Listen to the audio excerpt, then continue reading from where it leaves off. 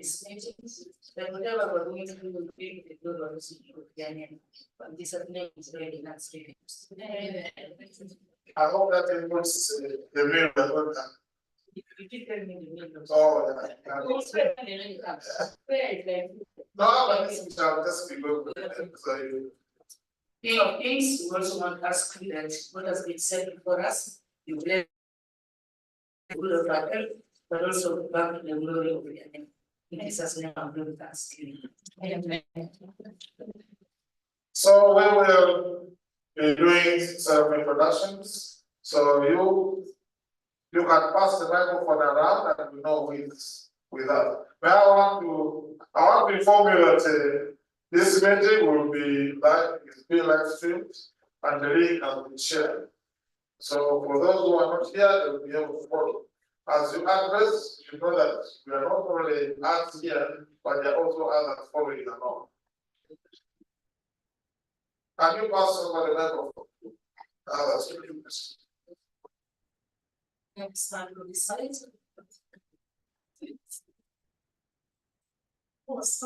Oh, they are saying that without I should do it again.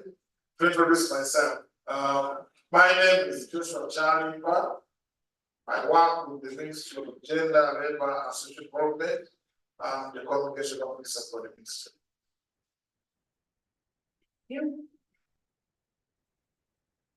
One of the things I did for real, I knew it's not like that national is so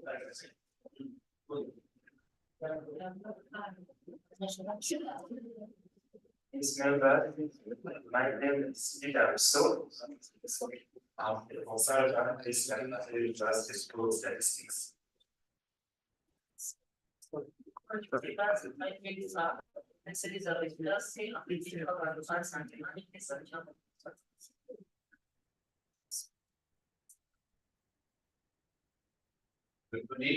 name is Sandra Nancy.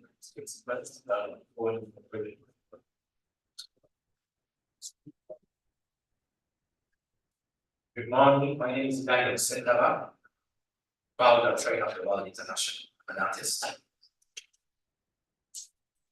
I'm Deep Sendava, singer, songwriter, and music artist.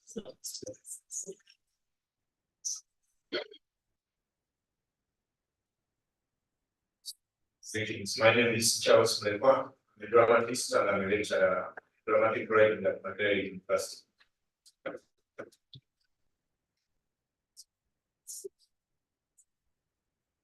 Morning, my name is Anthony Kakoza. I actually always struggle to introduce myself in such because I fall in various capacities. I'll say I'm a corporate law expert. I teach intellectual property at Makerere University. I'm also in private practice, heading the intellectual property class of the Uganda Law Society. I'm a commissioner at the Uganda Law Reform Commission, but I'm not here in that capacity. But at the Law Reform Commission, I'm chairing the project for the reform of the corporate law. So that's why I'm saying it's about to introduce myself. But that's me. Thank you.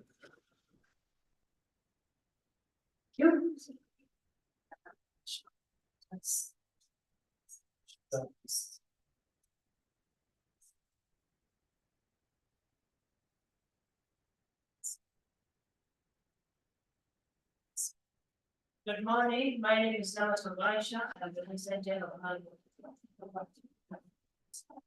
Good morning, my name is Jidewa House, the national expert for the UNESCO Aschbege program, and also gender reference.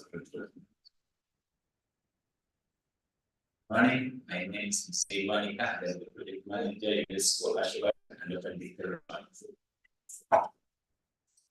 Good morning, I'm Solomon Derek from the social media.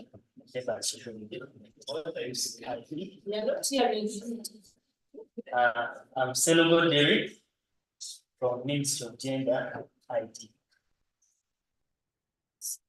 So let us be on the way now. Others take care of our things and what.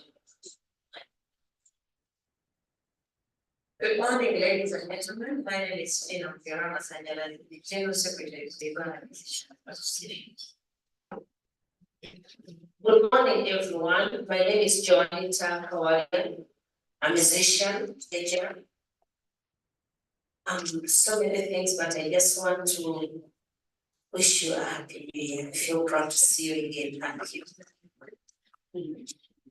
Yes, good morning, ladies and gentlemen. The name is Barbara Muyinda. I'm the head of legal Uganda Musicians Association and also a reggae dancehall artist. Good morning, ladies and gentlemen. I'm now called Catherine, an artist and an actress, director of creative initiative, Uganda Musicians Association. Good morning, everyone. I'm Aschbege, an artist and the regional coordinator from the Uganda Musicians Association. Morning, ladies and gentlemen. Mugabe Moses Wanyama Games, commonly known as Governor of Region. I'm an artist from the Musicians Legends Association, a member of Artist Union, and I'm there as the national organizer and recruitment. I'm a student of Labor College in East Africa and the Department of Law. Thank you.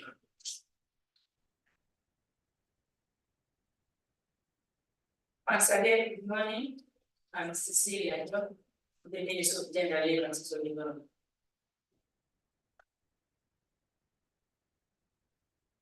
Good morning, ladies and gentlemen. I don't know how to go all this because I just need to put stuff there. Leader Josephine is my name. I'm a member of National Arts and Cultural Craft Association of Uganda. I run a handcraft business called Leader Crafts.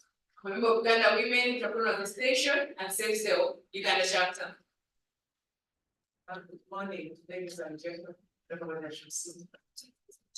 My name is Christine Wadi from the arts and craft sector. I work at National Theatre under the organization called National Art and Cultural Arts Association of Uganda. I've been here years ago.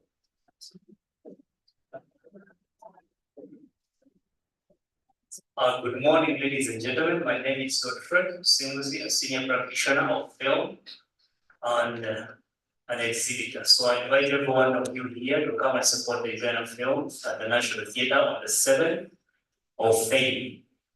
It's only 10,000 shillings, so exclusively focus on the Ugandan film. Thank you.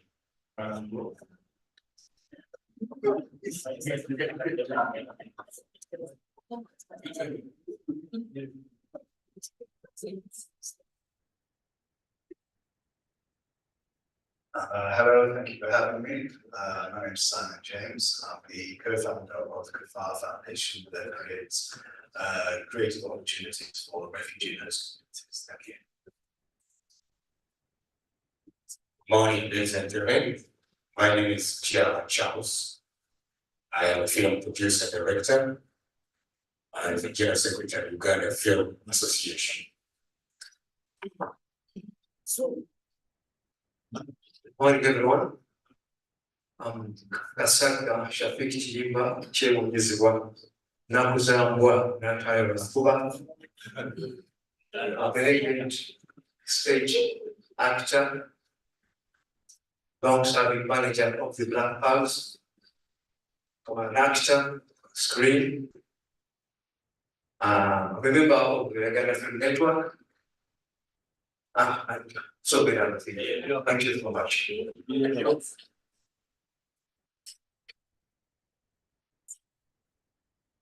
Good morning, ladies and gentlemen. My name is Agnes Larabo. I'm the Publicity and Marketing Officer, National Arts and Cultural Association of Uganda.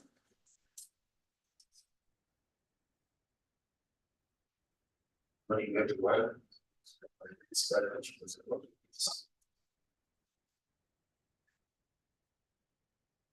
Good morning to everyone. My name is Tilda William-Kramer, and I'm a musician and an advocate. Thank you.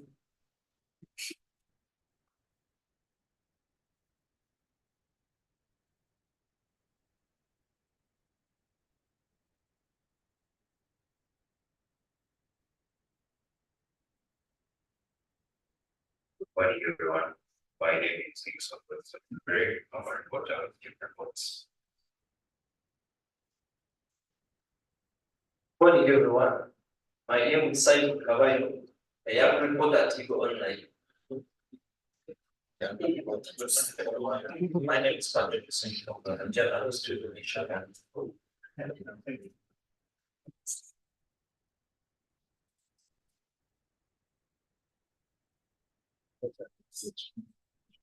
Morning, ladies and gentlemen. I'm Ismail. It's this very much important where we share information.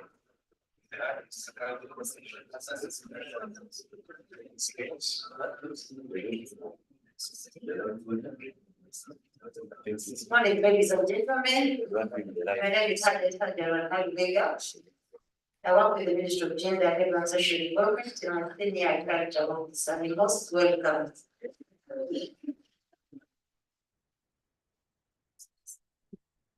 Good morning, ladies and gentlemen. I think I'm the only one who can introduce herself. My name is UNESÇO. I'm a filmmaker, a vice president Powerwood, and I'm a student who is studying cinematography and film production from London Film School. Thank you.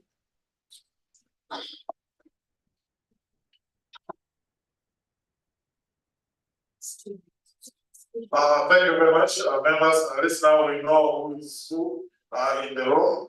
And I want to take this opportunity to introduce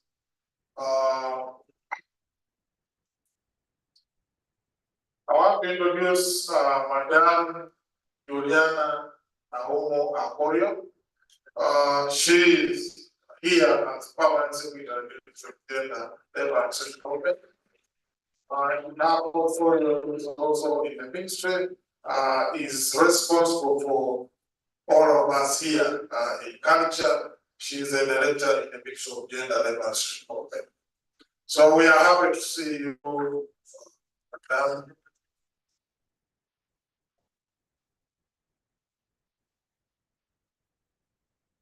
So we will be going for the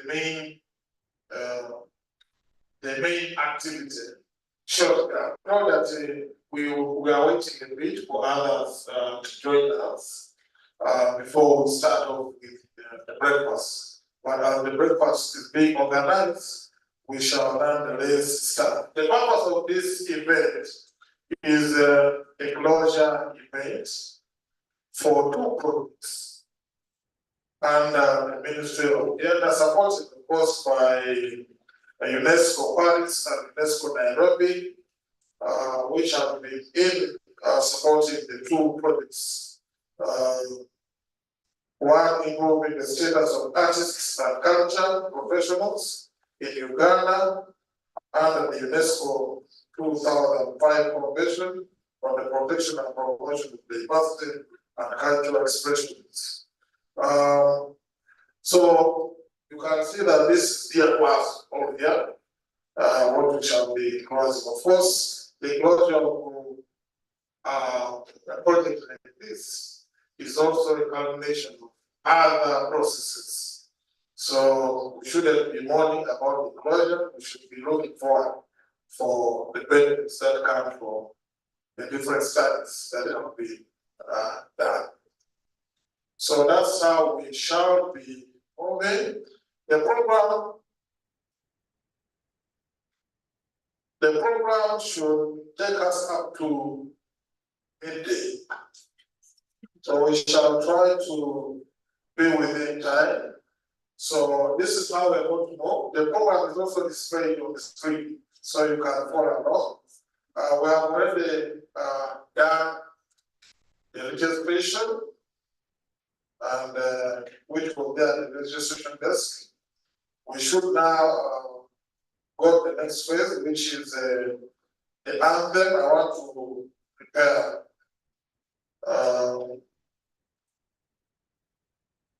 Now, the other one will be the opening remarks, which will be by the permanent secretary.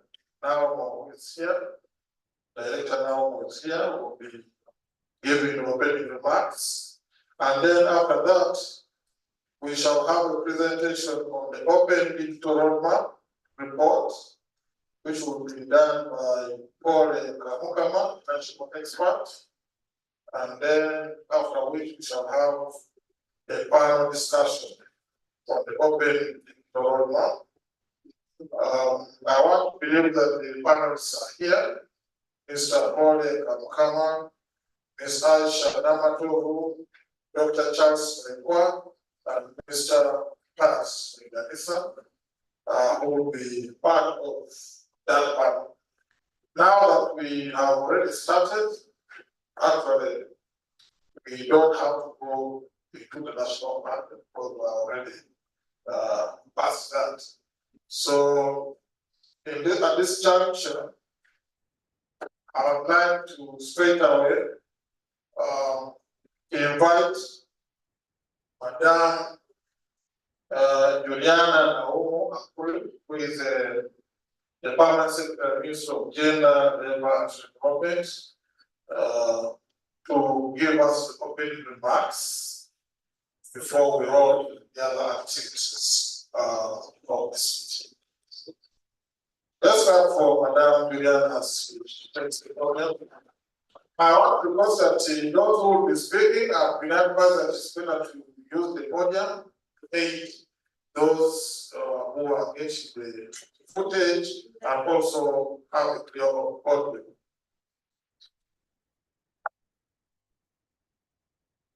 Good morning to all of you. Good morning. Good morning to all of you. Good morning. Thank you. I would like to take this opportunity to welcome you to this closure event of two projects in one that have been running for over 1 year. I would like to also take this opportunity to say a happy new year to all of you. A happy new year to all of you. Thank you. I would like to send you a message from the Permanent Secretary, Mr. Aschbege Chibenge, who has not been able to join us because he has another commitment to government. However, he sent me here to represent him and to ask me to read his welcome remarks to you at this meeting. I would like to recognize the two consultants who have been key to this activity. We have Mr. Amos Ligewa. Amos, kindly get up and people. Amos Ligewa was the one who was in charge of the project on improving the status of artists and cultural professionals in Uganda. In summary, we call it the UNESCO Aschbege project. And then we have Mr. Paul Kamukama. Are you in? Yes, sir. Yes, kindly.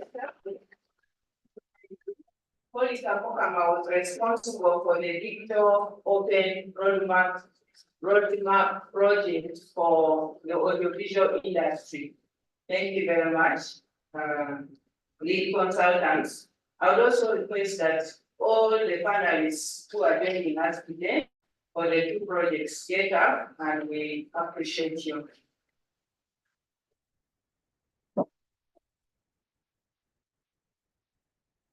So much. I think two others are not with us. You'll be able to join us later. Thank you for your time and commitment towards trying to improve the status of artists with the knowledge, skill, and experience you've been sharing with us.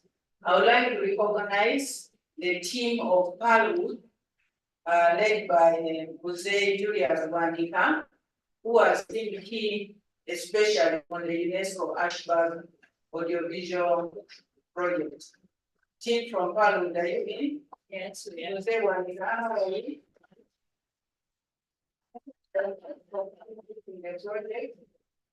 I would like to recognize all the participants who have been able to come today to join us to understand the findings from these two projects. Thank you very much, our guests today. And most importantly, we'd like to request the team from the Ministry of Gender, Labor and Social Development who are seated to get up, led by Cecilia Joe. Cecilia Yati. If you are standing, kindly wave. Including the IT team, we have Cecilia Joe there. We have Janita from the ministry. No, I was waving. Then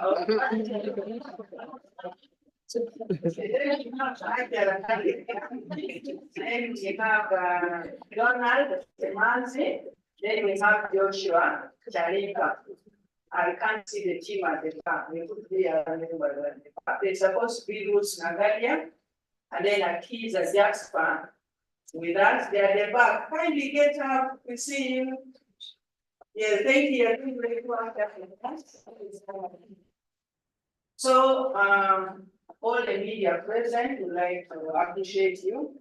All the MDAs here represented. I would now like to take this opportunity to welcome all of you and to say that today's workshop is about the two projects that I've already highlighted. And this is in line with the 2005 Convention on the protection and promotion of the diversity of cultural expressions. Last year, we had a number of activities on the same convention, and would like to encourage you to continue reading the convention and how it can support the implementation of activities. The role of the private sector in that convention is clearly articulated, as well as the roles of the government and obligations. So the first project is on improving the socio-economic status of artists and cultural professionals in Uganda. The lead consultant is detailing us the objectives of that project, the outcomes from the project, and the recommendations and methodology that we used to get the outcomes of that project. The second is the digital open roadmap project for the audiovisual industry, and that consultant will also guide us.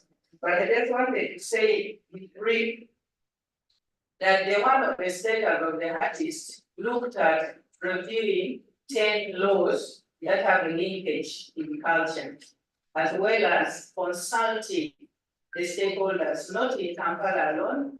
You'll be able to guide us through the regions and the numbers of participants that we reached in terms of consultations. Because we've always been challenged that we look at teams in Kampala, that's not the case. And then on the open digital roadmap, we also did a lot of capacity building with the various stakeholders in the regions of Uganda, and we will tell you which regions we reached to and the numbers of people that we were able to reach to. I would like to extend the Ministry of Gender, Labor and Social Development appreciation to UNESCO Paris and UNESCO Nairobi Regional Office for the financial and technical support that we provided to ensure these two projects run smoothly. I would like to say we've had an excellent relationship with UNESCO, both on the 2005 and the 2003 convention on the safeguarding of intangible cultural heritage. So we like to appreciate them for that. I would like to say that at the same time, the Ministry of Gender, Labor and Social Development is working together with these offices to ensure that we make our reports as an obligation to the convention. One of them was the 2003 report, which we've reported on at least twice as a country. But in the 2005 convention, which directly related with these two projects, we've also made our two reports, again in the support of UNESCO, with the 2020 report that you remember we disseminated some time back. And also last year, we concluded the second report. And that report had a lot of intervention from the private sector. So I would like to encourage the private sector to strengthen the relationship with the government agencies responsible for culture and creative industries so that we are able to implement the two conventions. I also want to highlight that the 2005 convention also has a fund, and that fund has been running for a number of years now. You start applying for the fund when your country becomes a member of that convention. So a number of NGOs have been applying. Unfortunately, they have not been able to access the funding. So I think we need to request again UNESCO to guide us on how and what key areas they look at so that Uganda can benefit from that fund. Usually, the best proposals are supposed to be 2 from government. And when I talk of government, it's not the ministries only, and not also the Ministry of Culture and Creative Industry. Any government agency with a link with culture and creative can apply. It could be ICT, it could be Media Council, it could be a Ministry of Tourism, it could be a district local government. And then the civil society are also supposed to apply, and we recommend the 2 best out of all those who have applied. I want to congratulate again the project team for working tirelessly to deliver on these 2 projects. And most importantly, we've had excellent relationship with NITA in ensuring that we have a database for the audio-visual industry. We hope they will be able to present to us that database, and to help the ministry collect statistical data on the artists in the film industry in terms of 1, the numbers, 2, the category of employment, 3, the income that they are benefiting, that you can then use to lobby for more support for the sector. I'm also happy to inform you that we now have the culture management information system. This system now is very broad. It doesn't cover only film, it covers all the other aspects.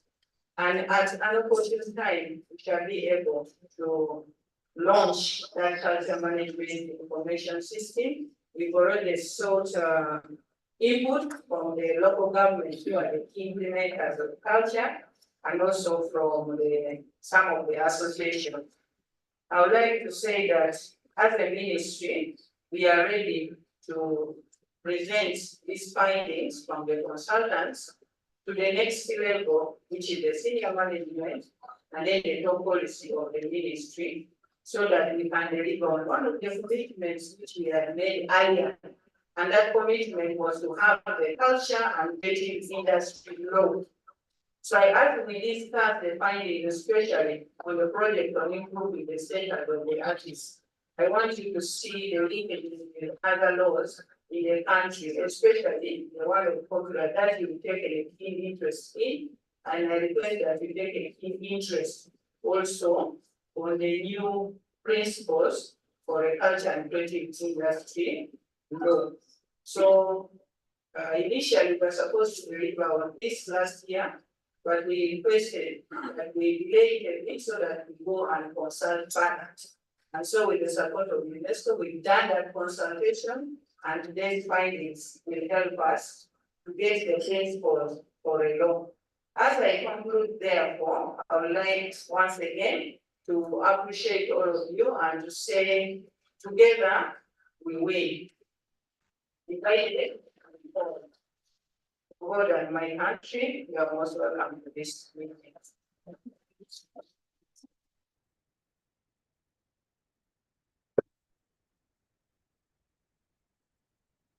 Another round of applause to Madame Juliana.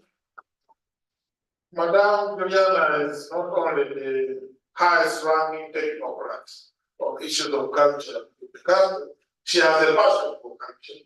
So we are happy to have her. Now, according to our program, we are now going to the details of the report. And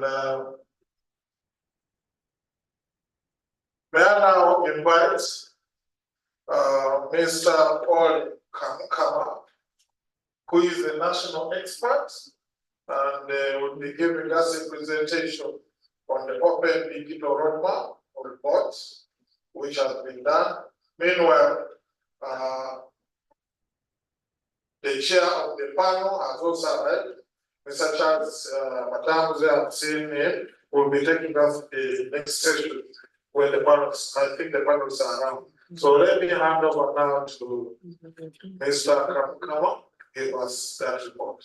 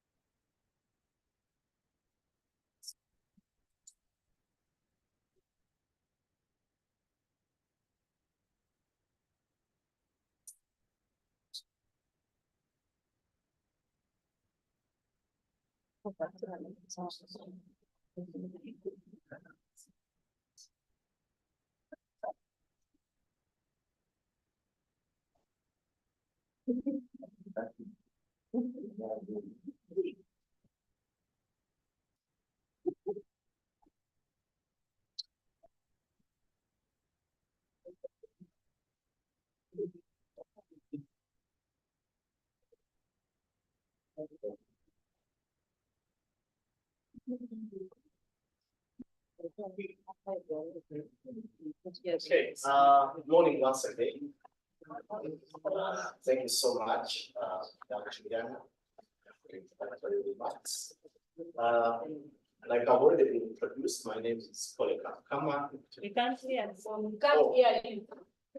Okay, thank you. So my name is Polycarp Kama.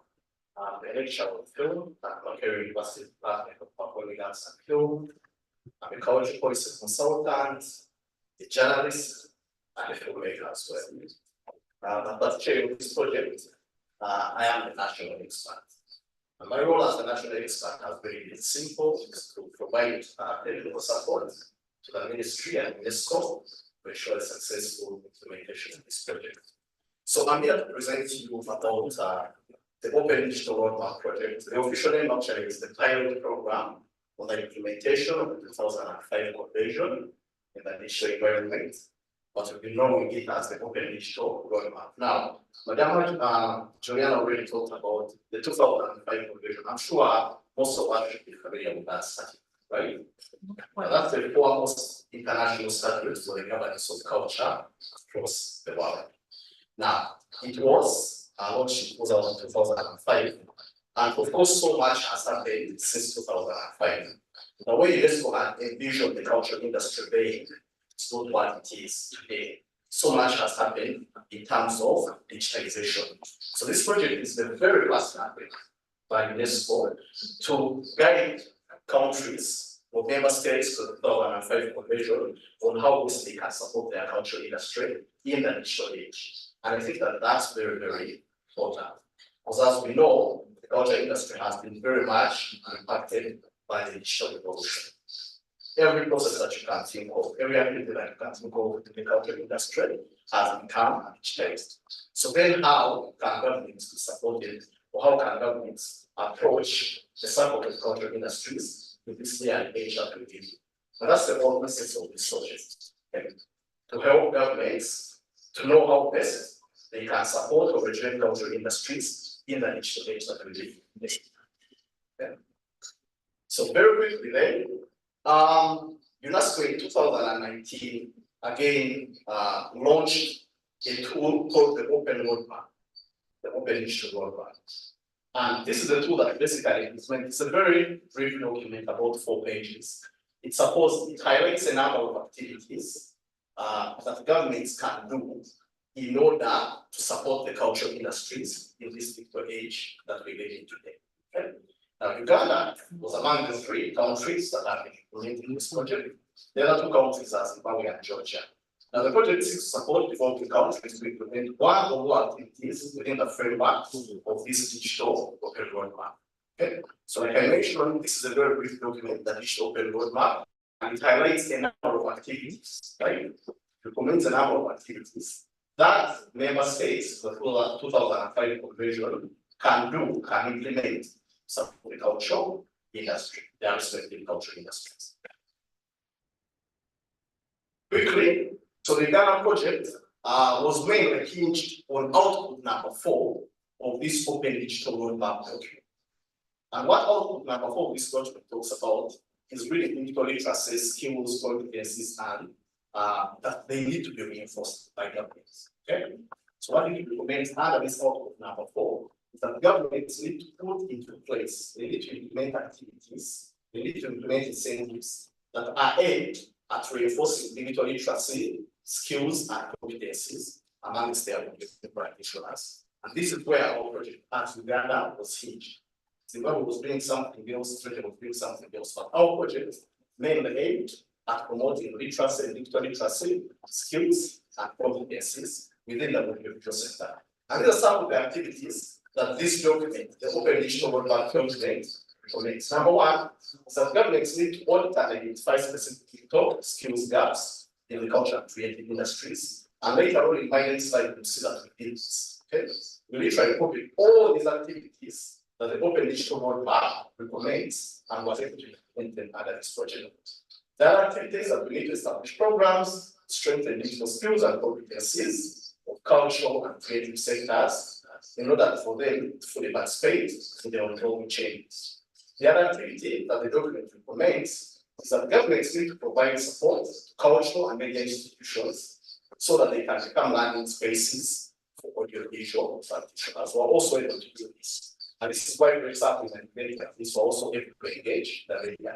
But we also want to also find a validation power, for example, with the recent this project. Another thing area that governments need to design and implement cultural operation programs that support digital literacy and skills. These are the activities under output number 4 that the Open Digital Roadmap supports. And like I mentioned, we're also able to really replicate most of these activities. So quickly then, these were the main objectives for our project. Okay? And of course, they are based upon the activities that the ODR recommends. Number 1, we sought to identify digital skills gaps within Uganda's audiovisual sector. And indeed, one of the first things that I did when I was brought on board was to create a baseline study to understand where exactly the issues are. Because this study is having that, okay? Even if the government has the best of intentions in terms of supporting the cultural sector, they do not have really up-to-date and reliable data to base upon. So it was very, very important for us to do a baseline study to understand when we speak of digital skills gaps, where exactly are they in the audiovisual sector. Second objective was to conduct training workshops to strengthen the digital skills and competencies of Uganda's audiovisual sector practitioners. And this was the gist of our project. This was the main activity actually that we did. We went across the country and trained audiovisual stakeholders to help them improve their digital skills. Third objective was to reinforce awareness of local content consumption through digital platforms. Now, one thing that I forgot to mention is that this project is actually a follow-up of another project. This is how UNESCO dynamics work. Normally, one project leads into the other. So last year we concluded a project, 2022, I believe, concluded a project which was called the EU UNESCO Expert Facility Project of the Governance of Culture in Multi-Countries. Again, the Ministry of Gender was the implementing partner.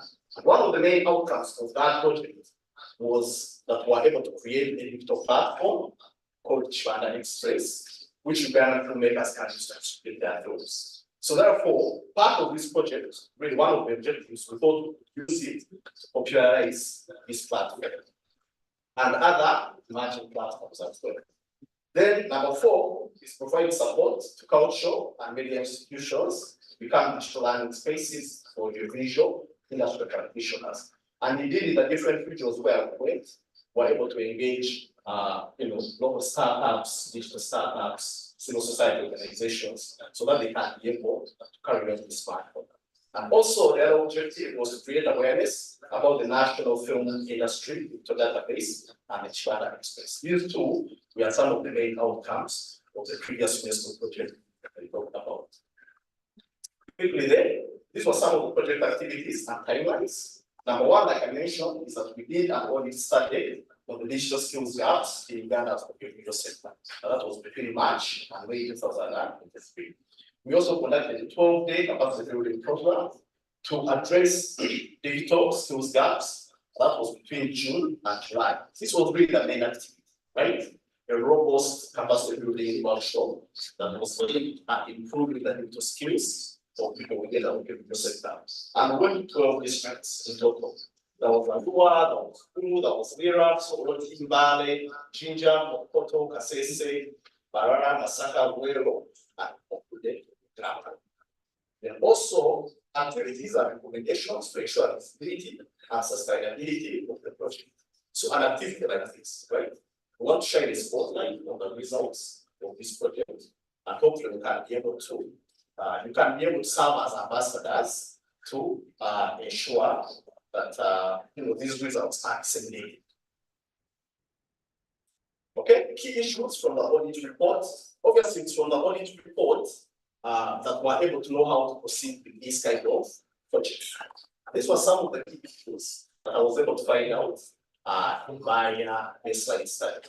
Number one, that the COVID-19 pandemic has exposed the fragility of traditional models of production, marketing, distribution, and consumption of goods and services within the audiovisual sector. Who remembers what happened when COVID hit to the cultural industry? Were effectively shut down, right? For 2 full years. We couldn't produce, we couldn't market, we couldn't film, we couldn't. And what that really helped us with is that it served as a very critical moment of reflection about the way we are conducting our work as audiovisual stakeholders also. So meanwhile, while the industry was shut, it's where the likes of Netflix. Is everybody familiar with this company? This is why Netflix was able to really blossom, right? Netflix now hosts, I think, subscription of over 200 million, right, subscribers. And most of them actually signed up to this platform during COVID, because people would no longer go to cinemas, right? Traditional models of distribution were virtually shut down.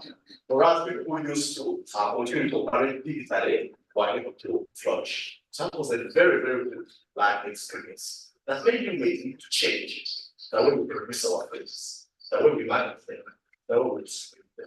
Okay, key moment of reflection. The other key point that I found out was that there's a need to adopt more flexible technology-driven approaches. Now, no one is saying that we shut down cinemas. No one is saying that we don't meet physically for meetings like this, but I think that those can be enhanced with some of the newer technology-driven approaches, right? When you speak of marketing, the way we market the film these days, it's no longer the old traditional way of printing posters and pinning them across the city, right? Yeah. That can still work. You may be able to reach some audiences, but really you can effectively run a marketing campaign on social media, for example. And even be able to reach more people than what you have reached if you have used those plans. So there's therefore a need to embrace, and it's across the board. Okay? Be it marketing, be it production, be it distribution, be it exhibition, even the way we pursue culture. It's largely needed each time. These days we prefer to sit at home and watch movies on our laptop, or sign up to Netflix or Showmax, or Amazon Prime and watch. So there's a need to adopt those kinds of changes. Also, that newer technologies in the audiovisual sector present enormous potential for quality and creativity, but they also increase the complexity of the value chain. I think there's no doubt about this. Yes, we could sit and talk about the disadvantages of this digital revolution and newer technologies, but I think when it comes to the culture sector, specifically the audiovisual sector, I think that these digital platforms and these newer innovations have really added a huge positive. Okay? And once we embrace these newer technologies, once we embrace these technology-driven approaches, we can really be able to become more creative, we can be able to make more money, but also we need to be cautious because the value chain has changed. Okay? For example, you notice that release windows, that was speaking film language, right? Release windows in cinemas have become shorter, the likes of Netflix coming onto play has changed how we distribute our films. Those are the complexities that I'm talking about. Also, the majority of the audiovisual industry practitioners in Uganda lack basic skills. Okay? Now this was disheartening. We went to regions, people don't even have email addresses, right? A film producer in 2024, and they do not have an email address. Okay? They do not have a Twitter account. They do not know what crowdfunding is. They do not know how the likes of Netflix operate. Okay? Those basic digital skills. The way they communicate on WhatsApp with their friends is the same way they communicate with a potential producer from another country. So we notice that they lack those basic skills. Also, the digital skills gaps are mainly within the areas of production, marketing, and distribution. And indeed, that's where we tailored much of our training material. Okay? To address the digital skills gaps within production, marketing, and distribution in the audiovisual sector. Okay, quickly then, these were also some of the barriers that were discovered to improving digital skills. Okay? Because when I was speaking to audiovisual practitioners, they told us that they would very much like, they understand, okay, the urgency to up their digital skills. They know they cannot really be able to compete favorably on the global arts industry if they do not possess the requisite digital skills. But they also told us, in as much as we love to learn, in as much as we would love to improve their digital skills, they are really held back by a number of factors. And these were the main ones. Number one was that there's limited awareness about modern digital technologies and trades. People have never heard of funding, people didn't know what digital marketing is, people didn't know some of the latest software that they can use to improve their work. Number two, so the high cost of new technologies in the audiovisual sector. Obviously, new technology is expensive, especially in short work, right? If you want a high processing computer, you're going to have to add some substantial amount of money, right? If you want to establish a digital hub in the district, it costs a lot of money. But obviously, in the long run, see, it's cheaper. But we know it's a third world country, right? People don't have that kind of money to spend on these technologies. Also, the unique nature of Uganda's audiovisual sector prevents the improvement of digital skills. Okay? Now, our sector is largely informal, it's largely artisanal, it's centralized in Kampala. Okay? So, whereas, for example, the filmmakers in Kampala, the audiovisual practitioners in Kampala, they have reasonably, if I may that way, digital skills. In the regions outside of Kampala, it's a bit different, right? Some people have never held a computer, some people have never, don't know what social media is about, but they work in our industry. So the near fact that the industry is concentrated in Kampala, this is where much of the action really takes place. It leaves the rest of the people outside of Kampala disadvantaged. But also the gig culture within our industry. The gig culture, very short employment, periods. Okay. You're an editor, somebody hires you, you edit their film, you move on to the next project 2 months later, so people are always running up and down.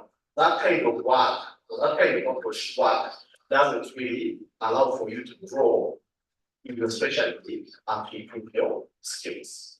Also, I think the research on digital skills in the sector limits the effective planning by government. I believe this is a very first project, a very first study that has been done to understand what digital skills gaps are in the film industry.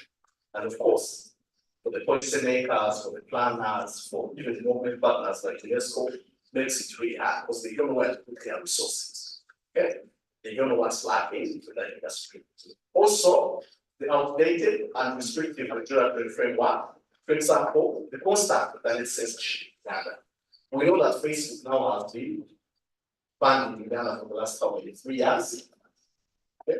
And this is really the foremost platform that filmmakers and audiovisual practitioners, artists can use to market their work. So these are some of the main hindrances to digital skills. Okay? Key project outputs. These are some of the things that we're really able to do. This project, number one, we did a global capacity building program And out of that, a total of 610 individual practitioners across the country, we are trained to improve their digital skills. This is really massive, right? 610 direct beneficiaries of this project. Okay, and once we let these people pledge to carry on the work, okay? Later on, we're talking about peer-to-peer engagements. So people who know will end up teaching others, then everybody pay. So I think in the long run, this kind of output can really have a massive impact. We also conducted a baseline study of digital skills gaps within Uganda and the digital sector, and this report can include very future actors and the ministry has this report. I'm sure they will be happy to share it. We also did the final report, which will be launching today, and it highlights the recommendations for benefit platforms. We are also going to foster collaborations between grassroots peer-to-peer learning. Again, like I mentioned, when we went to these regions, we are able to identify who are the leaders, which people have the digital skills, which people are more up in terms of their digital skills, and we are able to really talk to them and see how we can support them so that they can be able to help their colleagues. That's the peer-to-peer learning. We're also able to launch a national digital platform, which people in the individual sector can be able to go there and register. So far, 500 members, okay, close to 500 members have registered. That's the link to that platform. It's a self-service portal. Okay, so you can just go there, register yourself. What category you belong to, where are you based, what's your gender, and that really makes it easier for government to plan, right? But for also people who want to come and do work here, they can just click onto that portal and know what people work with. And then partnerships with Next Media, most local content production and distribution for the Afro platform. So like I mentioned, that previous project that we did, we are able to evolve through the partnership of PALU, Ministry of Gender, and MTN. We are able to evolve a digital distribution platform called Chilanda Express. Now, since that time, we've since changed partnership now and taken it to Next Media. Okay? So now Ugandans can actually be able to log on to Afro Mobile, which is the app for Next Media, and pay for films. I think if the time allows, the people from PALU, because they're really the leaders this project, they'll be talking about that. So these were some of the things that we're able to do on this project. Recommendations moving forward. We need to support peer learning initiatives among audiovisual practitioners, the people who really are on the ground. I think that we can be able to empower them. We want some of the districts, people, through their very own means, they were able to establish apps, they also to establish training centers. So I think that we can empower those people so that they can be able to train their colleagues. There's a need for comprehensive policy review of Uganda's digital sector to facilitate innovation and learning. For example, the internet censorship, which staples creativity and blocks avenues for potential funds. So there's really a need. And I'm glad Mr. Paris is here, which is from the Ministry of ICT. Later on in the panel discussion, we'll be talking about what the new national digital transformation roadmap can do. I think it's all overdue. I think we've waited for that policy, for that document forever. But now it's here. So I think it's of our interest to know what it can do for the cultural industry. But also other existing laws regarding the regulation of internet and other digital platforms. I think that they need to be looked at. The ban on Facebook, that needs to be lifted, I think. Need for comprehensive digital skills training program across the country. Obviously, this was a very short project, we're spending just one day in each of these districts that we went to, and had a lot of content to cover. So the time really wasn't enough. I think moving forward, the ministry and other government partners, there's a need for a more comprehensive training workshop or training program. Then we need support local tech innovations in the audiovisual sector, such as the Chilanda Express and other digital platforms. We also need support existing digital apps at the district level, the ones that I talked about. Some of them are actually managed at the government level, others are by private individuals. So we need support folks. Also, we need more public-private partnerships licensing service providers such as telecoms, that support the visual sector. I think an agreement can be reached with these telecoms, subsidize, for example, internet rates, so that people then can be able to improve their skills. Also, we need subsidize the internet and other digital technology costs. So that's it about our Open Digital Roadmap project. Thank you so much.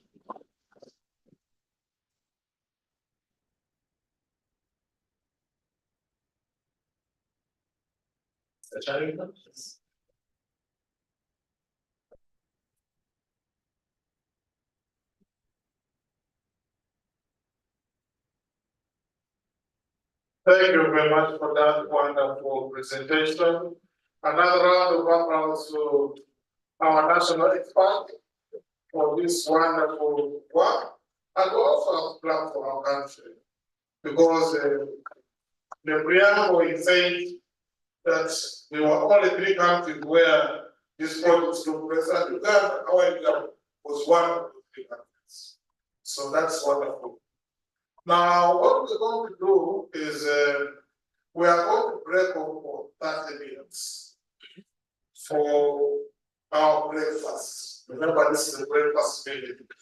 As we progress towards lunch, it ceases to be a breakfast meeting, and we don't want that to happen. So we'll break off for tea and breakfast, and then when we come back, we shall be delving into the panel, and our chairperson for that session is here, and I'll see the panelists are also around.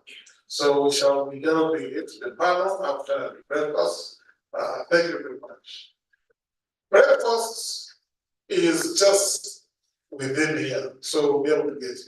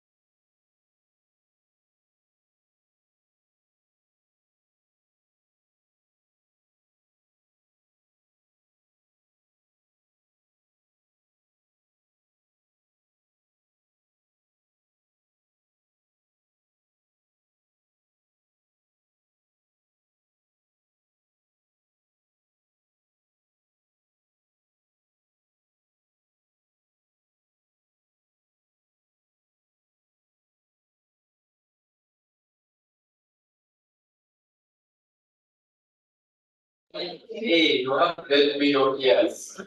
As you know, my name is Joseph Atamse. It's a privilege for me to be the one moderating two panels for our discussions. I do believe that the tempo that have been set by the presentations of the reports that you saw will maintain that tempo a little more. I work with the Uganda Reproduction Rights Organization. It's not reproductive. It's a very big society of writers of books and the publishers. I'm also the vice chairperson of the National Cultural Forum. It's a privilege and pleasure for me to be here. We want to start off our panel. The first issue that we're going to look at is the open digital roadmap. And I would like to invite following people to come over here to join me. Mr. Kole Kamukama, Aisha, Navato, Dr. Charles Ekho,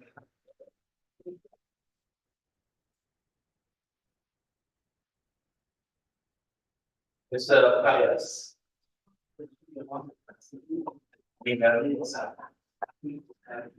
we don't have enough players.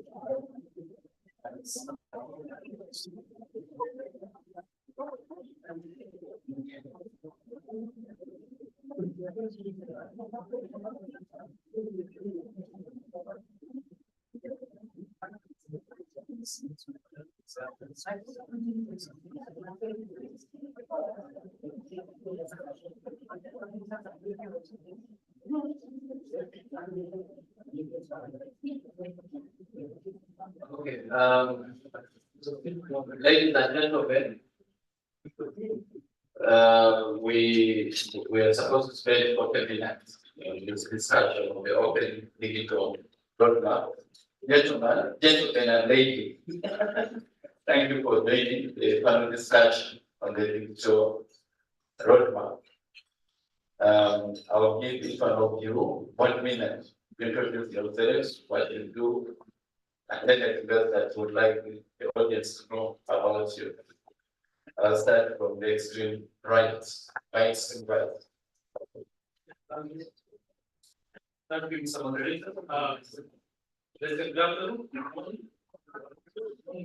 I am Pius from the Communication Officer, Ministry of ICT and National Guidance. I happen to be my skill both in communication and also in IT.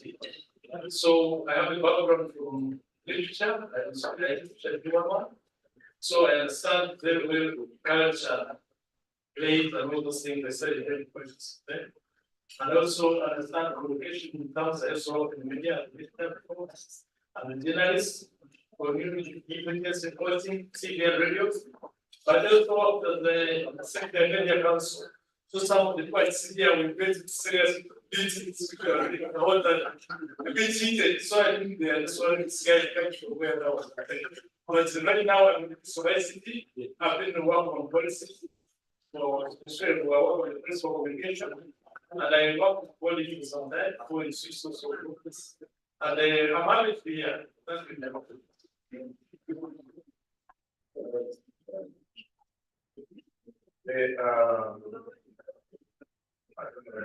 I'll be really specific. I not this morning I was lecturing on generality that specificity. So generally I'm a dramatist.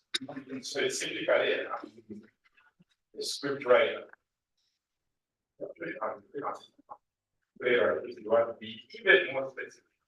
But I engage with script writing across the mediums, which until recently have been 4, and starting to argue that they have become 5.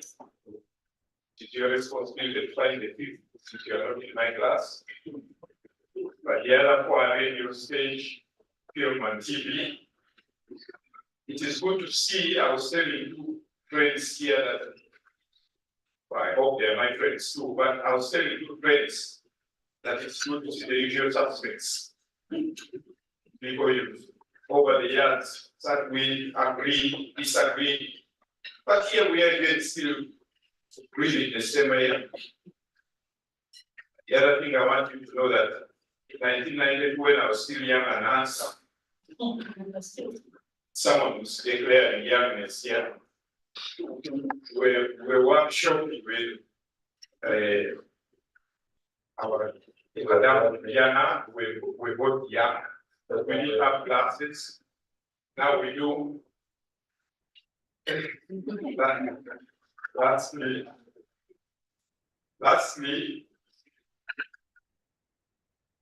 I am, if there was no money on earth, I'll be a dramatist. But because there is a problem of money, I'll sometimes go to teach. Good morning, ladies and gentlemen. My name is Aisha Hamazov Asene. I am the president of the National Conservation Guild. I am the president of HANU.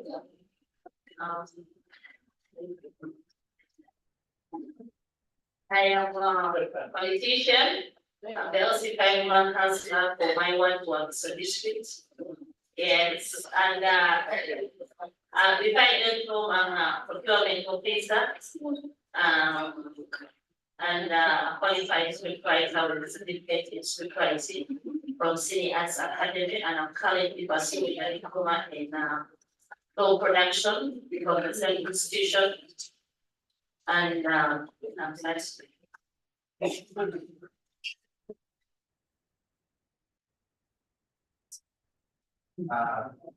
My name is Kole Akama. I am the lecturer of film and a career partner of public film. My background is in journalism, master journalist, meeting publications, individual, observer, paper, science teaching is very advanced filmmaker, research writer, and writer. I'm also a policy consultant, cultural policy consultant, work with the ministry and UNESCO, some very significant events. I'm also a film festival curator. Some of you may be familiar with the Amapula International Film Festival, which is the oldest film festival showcase in Uganda.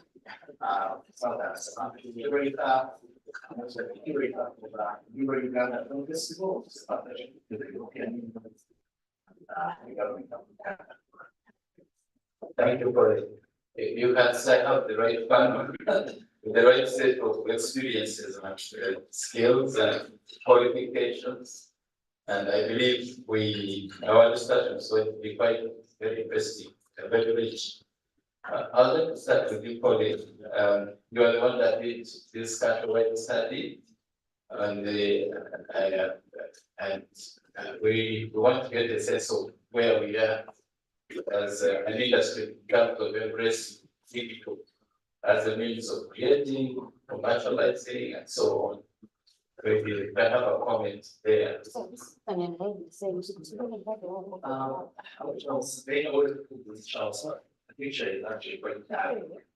Very well known as the political for some environment that we use sometimes. It's really important that you fully embrace technologies. From our study, moving to different people have even the basic skills in usage of smartphones, usage of computer, later on how we can be able to bring these technologies to for their work. So the good thing is that we're able, as part of the reports, to identify where the issues are. our initial some of it in training, but focusing on areas of potential quality and distribution, how we can be able to use technology in those areas. And also, I think it needs to be done in terms of ensuring access to these technologies. Can be done in the form of policy reviews, form of support for regulations, training programs. So it's very, very important. I think this is taking the revolution what we've done so far. Really, I have other things to do that. You know, that for this industry, we realize this potential in this new paper. Thank you. Dr. Mekwa, the verdict is out according to the findings of their study that the people coming out of the training institutions, the academic places, don't have the skills to work in the digital environment. What is it that you as educators, or what is it that you are doing to ensure that people either get realigned, we train, reskilled? That's one here. All right.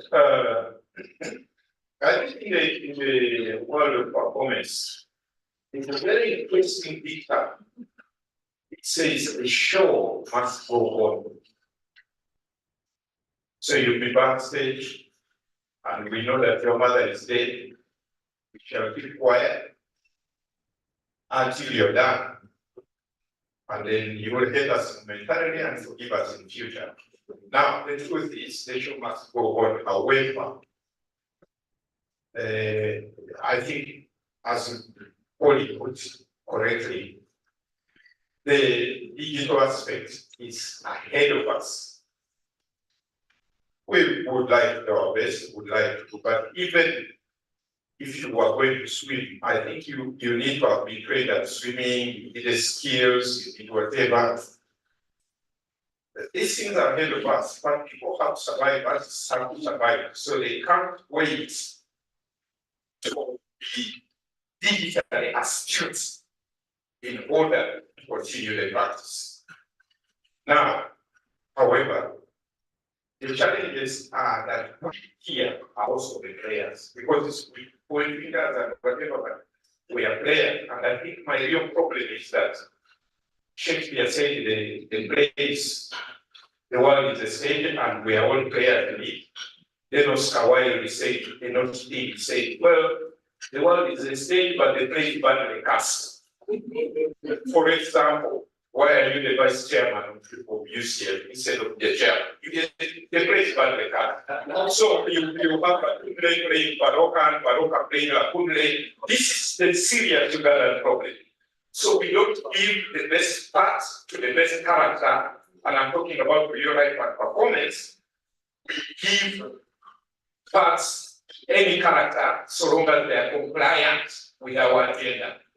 But the real agenda is performance, and it's the performance that should be paramount. So, for example, Mandela should be providing digital equipment. They should have a state of the art. We don't have it, but I'm required to teach performance. And so, lastly, on that issue, we should cast better. Don't get someone who is supposed to be a chairman of the board and make them a director, and get a person who is supposed to be a director and make them a chairman of the board. They won't play the roles well. But despite the need for digital astuteness, we must be able to tell our stories as best we can.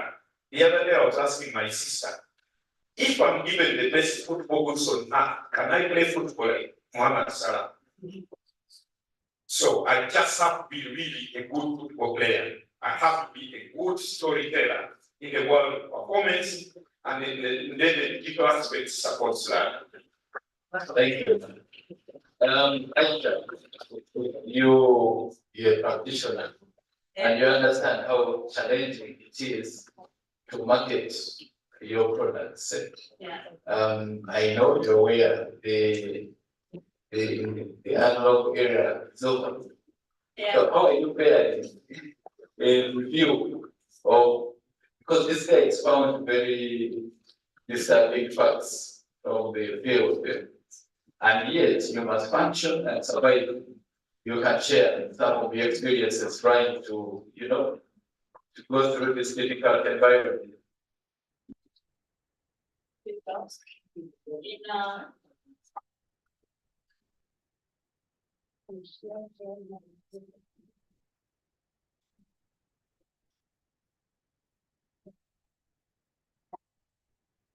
Thank you, Charles. In 2019, after finding the need to have a digital distribution platform for our movies, I'm a producer, I'm 11 years down the road and I have 11 productions so far. But I had all of them sitting home.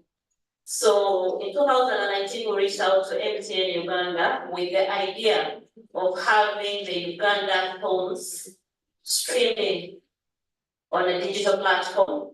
But at the moment, we do not have enough financial resources as Parliament to put up an independent, our own platform. So we reached out to your TV channels and entered into a contract, a 3 years contract. And it was a success because in the past 3 years, actually in the past 3 months, we had registered over 30,000 subscribers.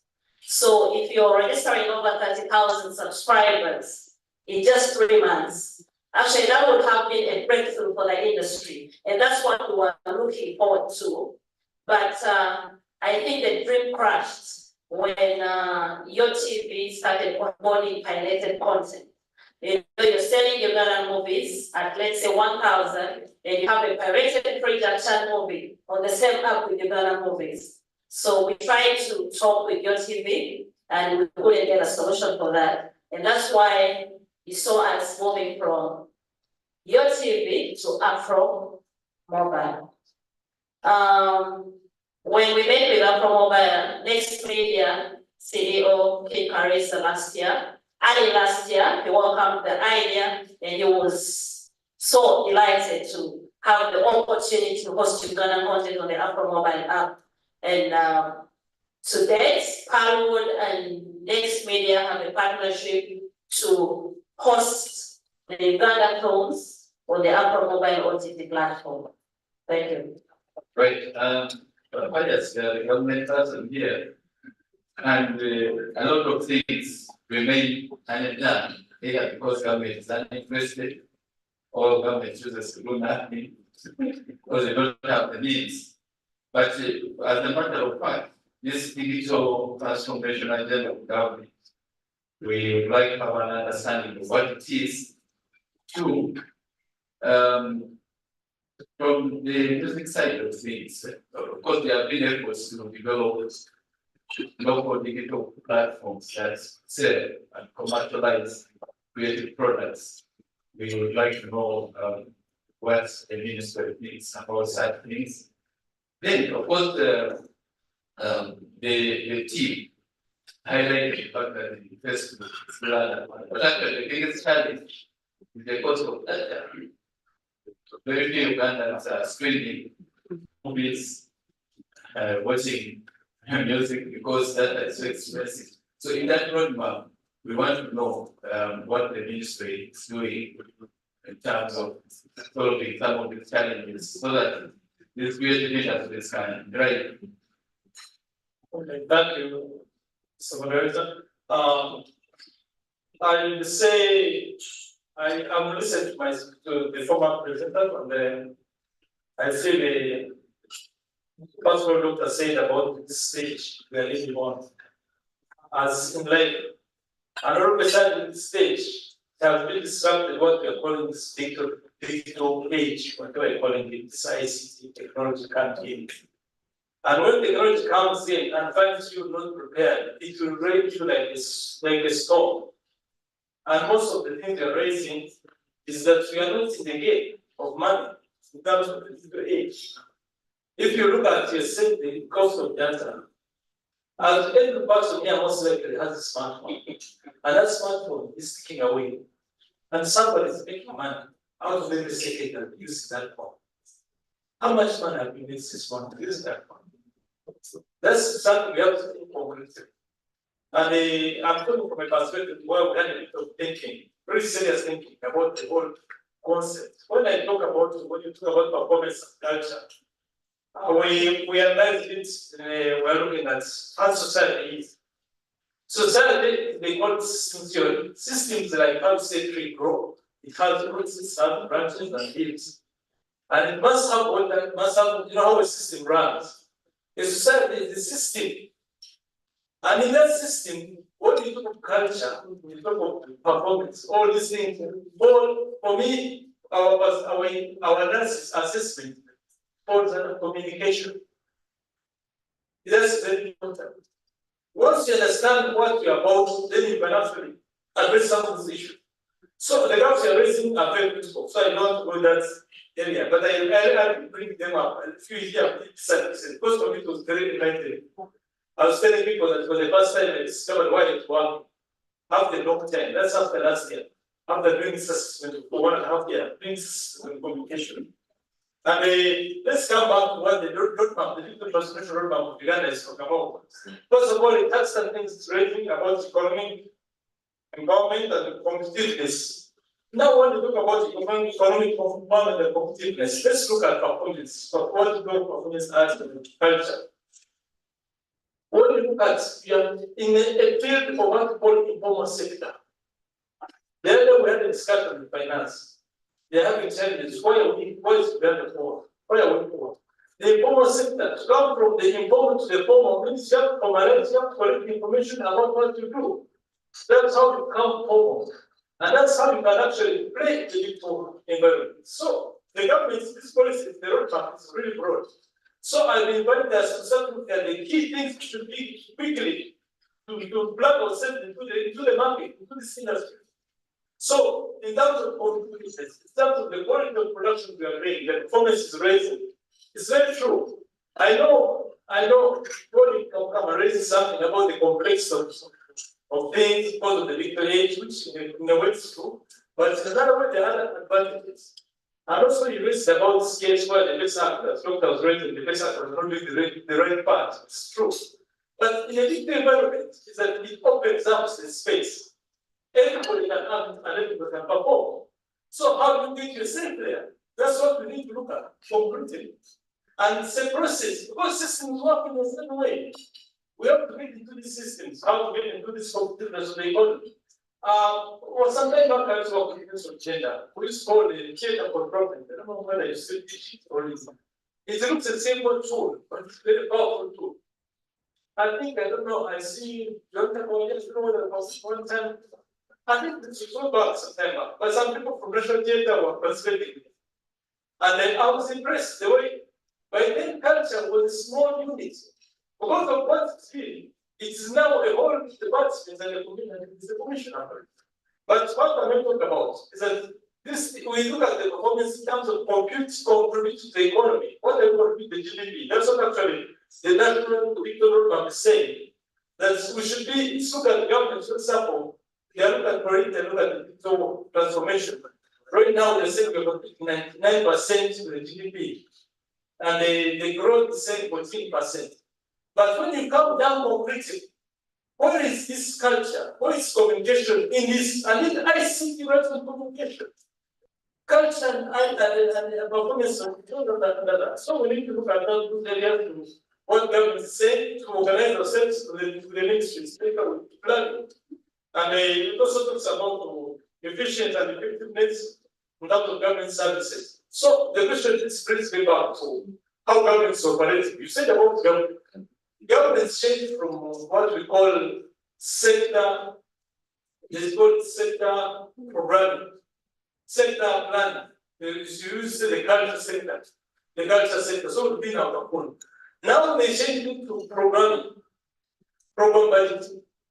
So if this performance is not in line, bring out these aspects well, for finance review, you not get an investment in culture. Great. So those are some of the elements to bring, and also about the scaling. Let me just the last one about scaling. Because we raised a bit about scaling.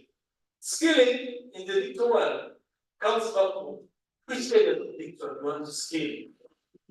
Now, when you go to Uganda has the Uganda Institute of Technology, the Uganda Institute in Nairobi. But they are basically focusing on taking infrastructure, high tech, and all that. But when you come to the next part, ICT, it's the content. The content. So I think we need to have a discussion, have a stream for this kind of training in terms of content, which is really not being looked at. And I think that's the place not to play. The lecturer said, we can also not only stopping here, but it should come to this other side. So it comes back to the tools, when we talk of digital, the tools in terms of content production. So that's the skills I'm going to see us address. And I think we have some discussion to do on that. So we need to get from the ICT, look at only the hardcore ICT, but look at the soft core, which is actually the content, and which is actually this. We shall talk about this. Great, Colin. The study, I'm sure there are many things, some of them are innovative. However, recently I looked at some data.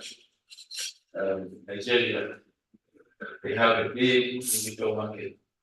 Of course, their population, but maybe they have done certain things right. South Africa, Kenya. For us, we don't feature.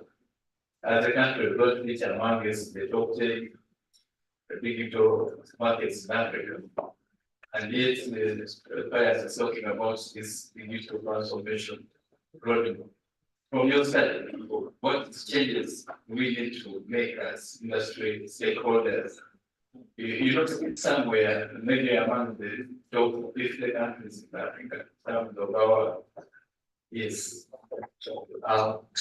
You mentioned South Africa and Nigeria. I think the one thing that those two countries are able to do better than they support local initiatives, local innovations in the digital landscape. You speak of South Africa, that's what show us. Okay? Multitudes, which is part of Multitudes, South African company. You speak of Nigeria, that's like the digital hub of Africa. But they have the Agro TV, which is one of that. Have one of the biggest subscribers. It's one of the video demand platforms that has the biggest subscribers in Africa. So local innovations are very, very important. You know, and I think that's why, for example, Shibanda have now platform mobile, right? That's why incentives like this are very, very important in the audiovisual sector. So there's a need, and perhaps maybe as the ministry was about planning for the industry, I think focus needs to really be put on local innovations. Because we're not going to, you know, put our films on Netflix and Amazon Prime. It's complicated there, you know. We only have, I think, 1 million for Netflix. The dynamics are really, really different. Netflix now has been focusing on their original content. So we can't be looking at these big international platforms. I think that it's a need to build our own platforms right from the start and support them. Understanding the business is part of the game. I mean, we have achieved success.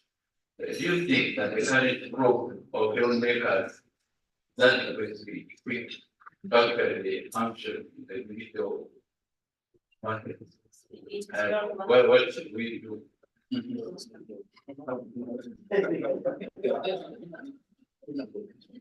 You're still asking? No, I'm done. Okay. The filmmakers are equipped, and we have the content. I don't agree with people who say we don't have content. Charles, we have the content, we are equipped, but you know the dynamics in the market. Yeah. Colin talked about Netflix. Before you do the local markets, you cannot sell to Netflix because every Netflix is buying from you, targeting the local markets. When Netflix buys a movie from Nigeria, they are sure they get trillions of viewers from Nigeria. How many are they going to get in Uganda? That's why maybe they bought Galileo and because they didn't have subscribers from Uganda, they didn't give them courage and morale to buy more Ugandan movies. But as far as having enough content, we have content, the filmmakers are equipped. It is just the real support that we need from all the other players to achieve our goal. Thank you. Dr. Mbekwa, recently, Amazon closed one of their platforms for moving the video demand, and the reason actually has been that the quality of the movies that they were carrying on that platform were poor. So they couldn't compete with other platforms like YouTube, Netflix, and so on. Now, in terms of as an educator, of course, you are saying that we are producing good quality movies, but I've also had that unfortunate complaint from users where it's okay, the quality is still demanding. So, as a trainer, what should we do to sell? First of all, it's not true that she said we are producing good quality movies. She said content is there. No. Now there's a difference between content and good quality content. The question of the content. Yes, please. What should we do? There's a very wide statement in a play called The Lion and the Jewel, where Baruka is telling the jewel, Baruka the Lion is telling this beautiful girl here, it says, they all must flow into the new and not stand secretly apart. Okay, what should we do? I think that we should embrace digital technology, but we cannot do it at the expense of good quality production. I was talking to a 25-year-old young lady, the other night. She said, "Sweet, just leave the people what you want. You do what the people want." But that's not what I teach my students. I teach my students say you should skill yourself to a level where you believe that you are going to tell a story that people don't necessarily want. But by the time you finish telling it, they come with you because you've done a good job. So we must keep skilling ourselves. Those who are good at technology should do that. And those who are good at content creation, effective content creation, that is what people's time. That is what people's content that explores properly our dilemmas, our human condition. Not just, it's very easy to write a story of neighbors having an affair. That's a story everybody can write, even a tomato seller. But a story of what you will do when your back is against the wall, a proper story like that. And then you people talk about collabos. Collabos means that you are good at something, I'm good at something else. Is there a reasonable forum under which we can meet? On fair ground, legitimate ground, we're all going to be paid and work these things out properly. But I also want to talk about the difference between Nigeria, South Africa, and here. In Nigeria, South Africa, and Kenya, and Zimbabwe used to be in the 90s. I think it was, I don't know whose fault it was. I can't blame Mugabe, but white man Mugabe. But in Nigeria, South Africa, Kenya, they have deliberately decided to feed the animal that they milk. In Uganda, the tendency is to milk the animal before you eat. I am really sorry, that's this largely so. And the other one, and this one is a fundamental error. Let me use the word fundamental, it might bring more. But this is a common error in Uganda. We tend to fund individuals. So we say, that's just one. Let's fund him to do ceasefire. Don't worry, I didn't do ceasefire. But that doesn't work. That doesn't work well. Because all I will do is just really feed my pleasures. We need to go back to a system where we were actually funding productions. It is productions that need to be funded. And production, even also there. So if you fund productions instead of individuals, individuals will come and go. Rosimore is not here. Kawadwa is not here. They were here, we were doing great work. Couple women go too. So if you fund individuals, they come and go, but if you fund productions, they stay and they can be reproduced again and again. Yeah, finally, bias. The Ministry of ICT has been doing a good job in terms of enabling legislation and putting in place enabling legislation to support the digital environment. For instance, I think electronic transactions and electronic signature and so on. Good things. But for the arts industry, part of the challenge actually is getting paid.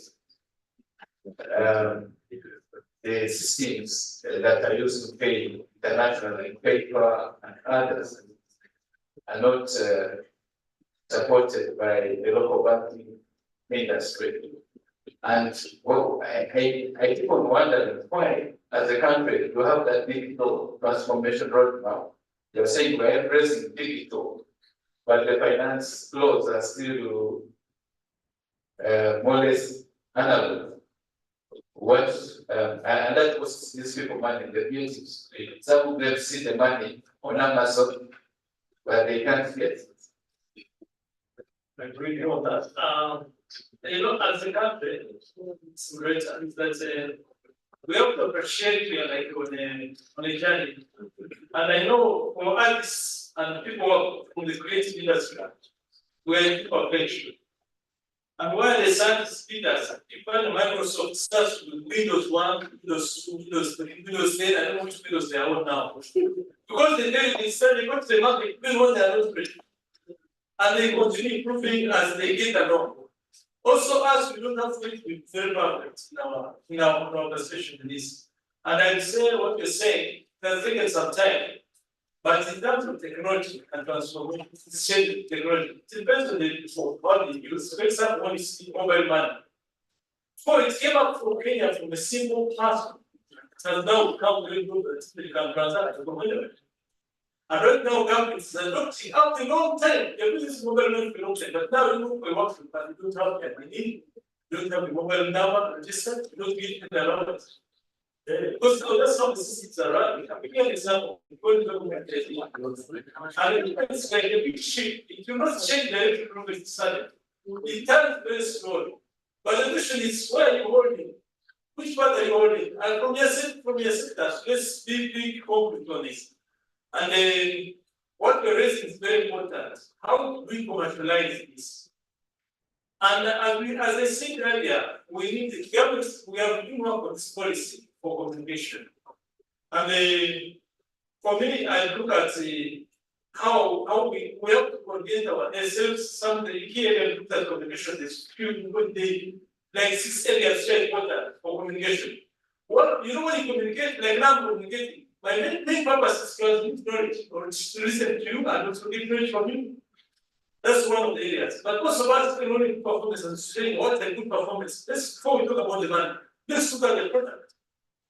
Basically, communication is supposed to support the relation with product, goods and services. It does not matter when I'm talking about health or water. It does not matter when I'm talking about whatever. You should be in that market everywhere as an artist. When I'm talking about oil or what, it doesn't matter. If communication is such a good thing for arts, you can call it the arts. Now comes back to what we are raising in terms of innovations. Right now we have an innovation hub, which actually is one of the things should be this Ministry of Gender should work with us with the Ministry to make sure we cooperate the arts innovation. Because for the thing of science innovation, what is Doctor was raising, trying to play my brain.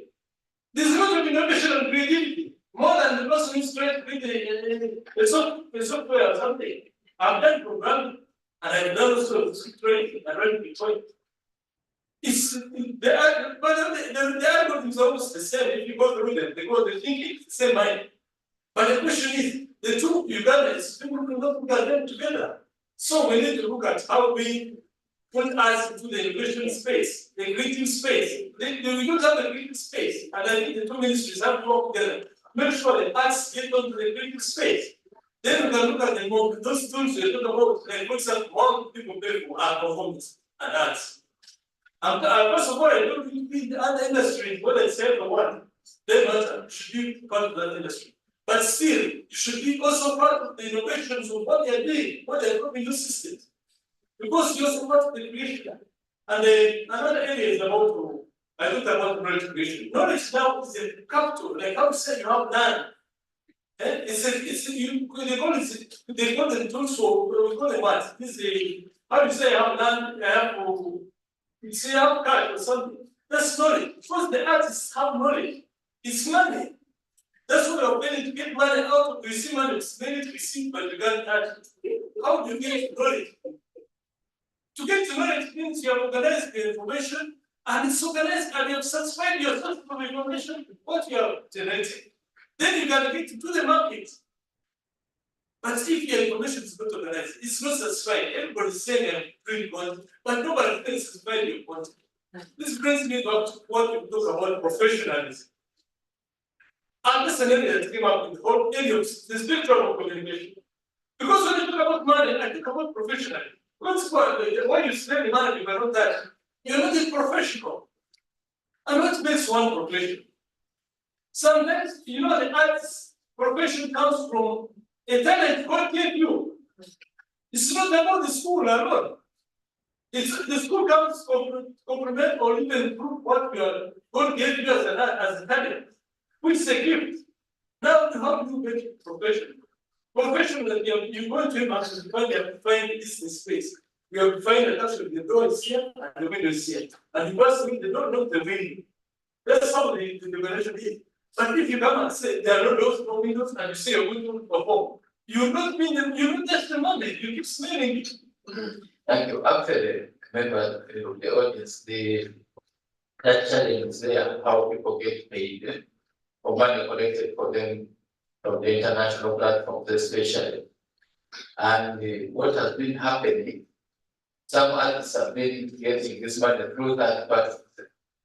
So you get somebody who has an account in the UK or the Kenya here, where the banking system supports this payment system. So that person charges your commission. Not that money, all of it will come straight to you, but you have to share it with somebody. Say, huge challenge. Then we have the issue of cryptocurrencies. You know that the late governor banned those things here. Because when the cryptocurrencies came, now artists would convert those into mobile money, so it was easy to be paid. So we need that ban to be lifted. Anyway, let me stop being an activist and ask Aisha, final question. Aisha, there are some initiatives, interventions that government of Uganda has been trying to undertake, but there's the issue of digital markets. One of them, for sure, was during COVID. The government funded a digital platform which was supposed to help artists commercialize music, films, and so on. I'm also aware that under this project, there's another initiative that I'd like you to address. You know, collect information about artists and maybe as a first step towards getting them into the digital economy. Thank you. Before I go to your question, I want to clarify. We have the best quality. We have the movies, but the challenge has been how do people access them? Afro Mobile is one of the solutions. The open digital roadmap is addressing that and telling people access to movies on Afro Mobile. We have the best quality movies, but people have not been getting the chance of seeing them. What they see out there is one is that somebody takes a phone, produces a skit and just puts a paper like Uganda movies at that. How are people supposed to see our content if we are not giving them the platforms? National televisions are showing foreign edited content. And as creative, we're just sitting and watching board. So we have the good quality movies, we just need to streamline the market. Back to the question, actually, Paul talked about the national digital database. When Mr. Paris was talking about data, government building the cow and all that, oftentimes when you reach out to the government and need support in any way, they ask you, what you contribute to the economy? Who are you? We don't know you. We don't have data about filmmakers. We don't have data about what you produce, what you sell. And trust me, we sell lots of movies and a lot of the money that should have been coming to the government is going elsewhere.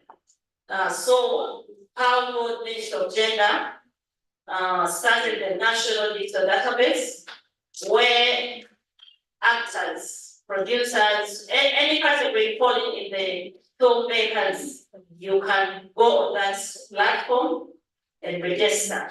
It's not been easy because we even talked about it on our last EU visibility event that we had at Imperial Royal in 2022.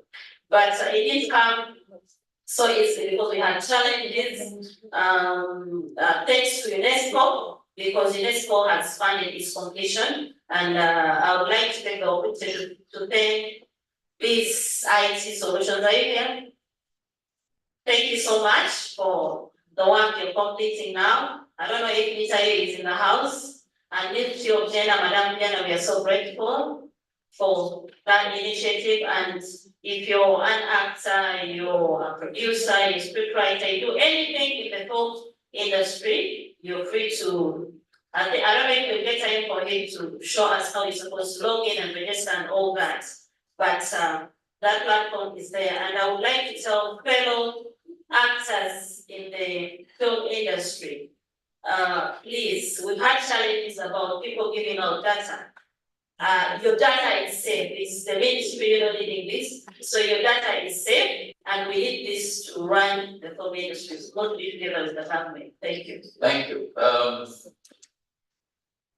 Thank you so much, my Ando, for sharing your heart with these people. If you are happy with it. Yeah, thank you so much. Ladies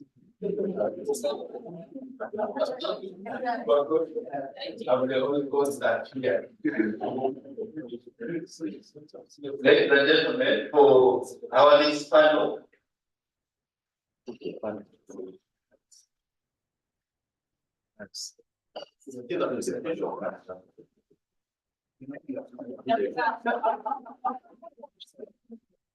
Okay, the panel will come after the presentation.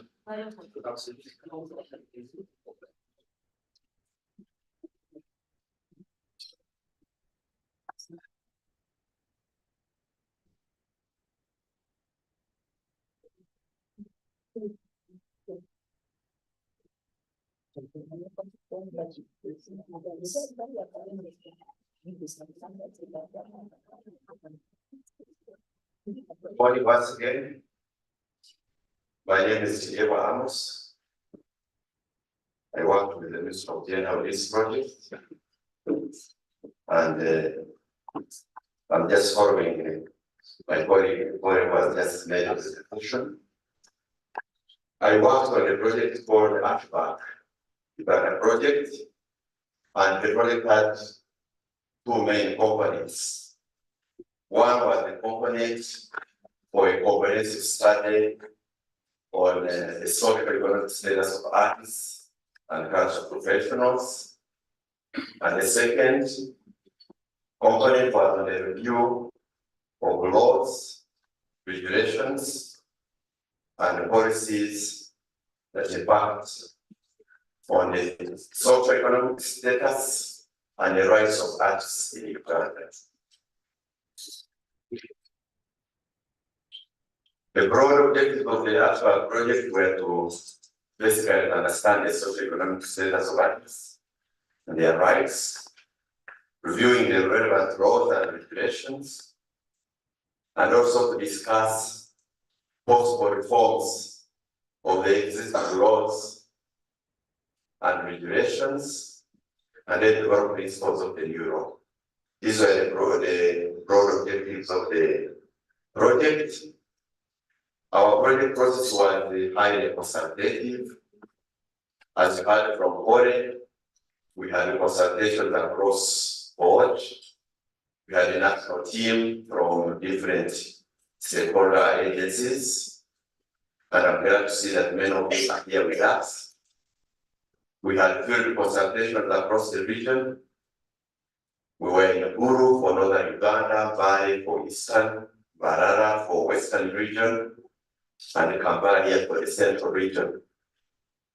We had a specific dialogue meetings with MDS. The MDS is ministries, departments, and agencies of government that are relevant to the sector.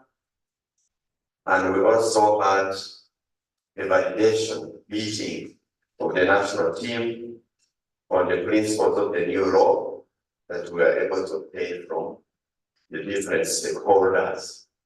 And what were our main areas of concern when we're talking about the socio-economic status of artists? We are looking at issues to do with the working conditions. If you talk to artists, maybe 8 out of 10 will tell you that they have a formal contract project that they are doing. We had a discussion on issues to do with access to finance. We are lucky that we don't have officials of Ministry of Finance here, but specifically wanted them to be here. We invited them, but we are saying artists have no access to finance. When an artist goes to the bank to look for a loan, he does not present himself as an artist. He ceases to be an artist, he becomes an agriculturist, he becomes a farmer, he becomes something else because he's looking for money. Artists are not seen as bankable activity. Your copyrights, your royalties are not seen as forms of collateral security to access bank loans. And we're saying this should be done. Social protection. The fact that artists are not working in a formal environment, in the formal structures of contracts, civil service structure framework, many of them do not have social protection. They are not contributing to the social security fund. And that means that the future of the artist when he's not able to perform is not guaranteed. The labor rights of artists, quite often you have seen on TV, in the media, young artists saying, I belong to this big artist, but he's not paying me. Then they ask, you have a contract with him? They said, no. When you ask the big artist, they say, he's not my man. He just follows us. He's our fan. Is that the language? He's my fan, he's not my work. Even if you have been with him for the last 10 years. So, artists do not enjoy labor rights. Artists do not expect pension after work or after the period of service. Artists do not earn gratuity, except those artists who are working in specific establishments, such as media houses and books and press, and maybe significant multimedia culture enterprises like record labels. Health rights.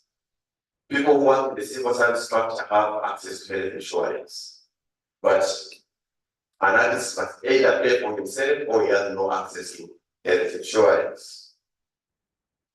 Artists' incomes are not predictable. The artist can work throughout the year and they can earn once a year, or can even hardly earn. He has spent a whole year working, composing, writing, producing, and doing so on. Tax conditions.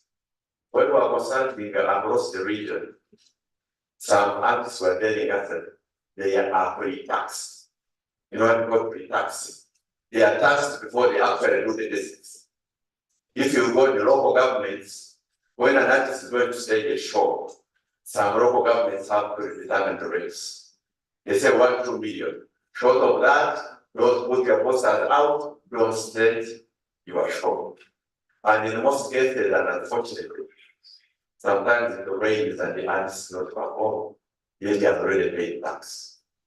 So the principle of paying tax in Uganda is built on filing returns and then paying tax. But the other is paying tax before even filing return. I have heard on the TV recently when they said a team from URA had a table and they said they want their money before they leave the show. Imagine. There was this one Africana. I don't want to mention individuals who were involved. But they said they gave URA a table, but then they show. But they said they are not leaving until they get their money.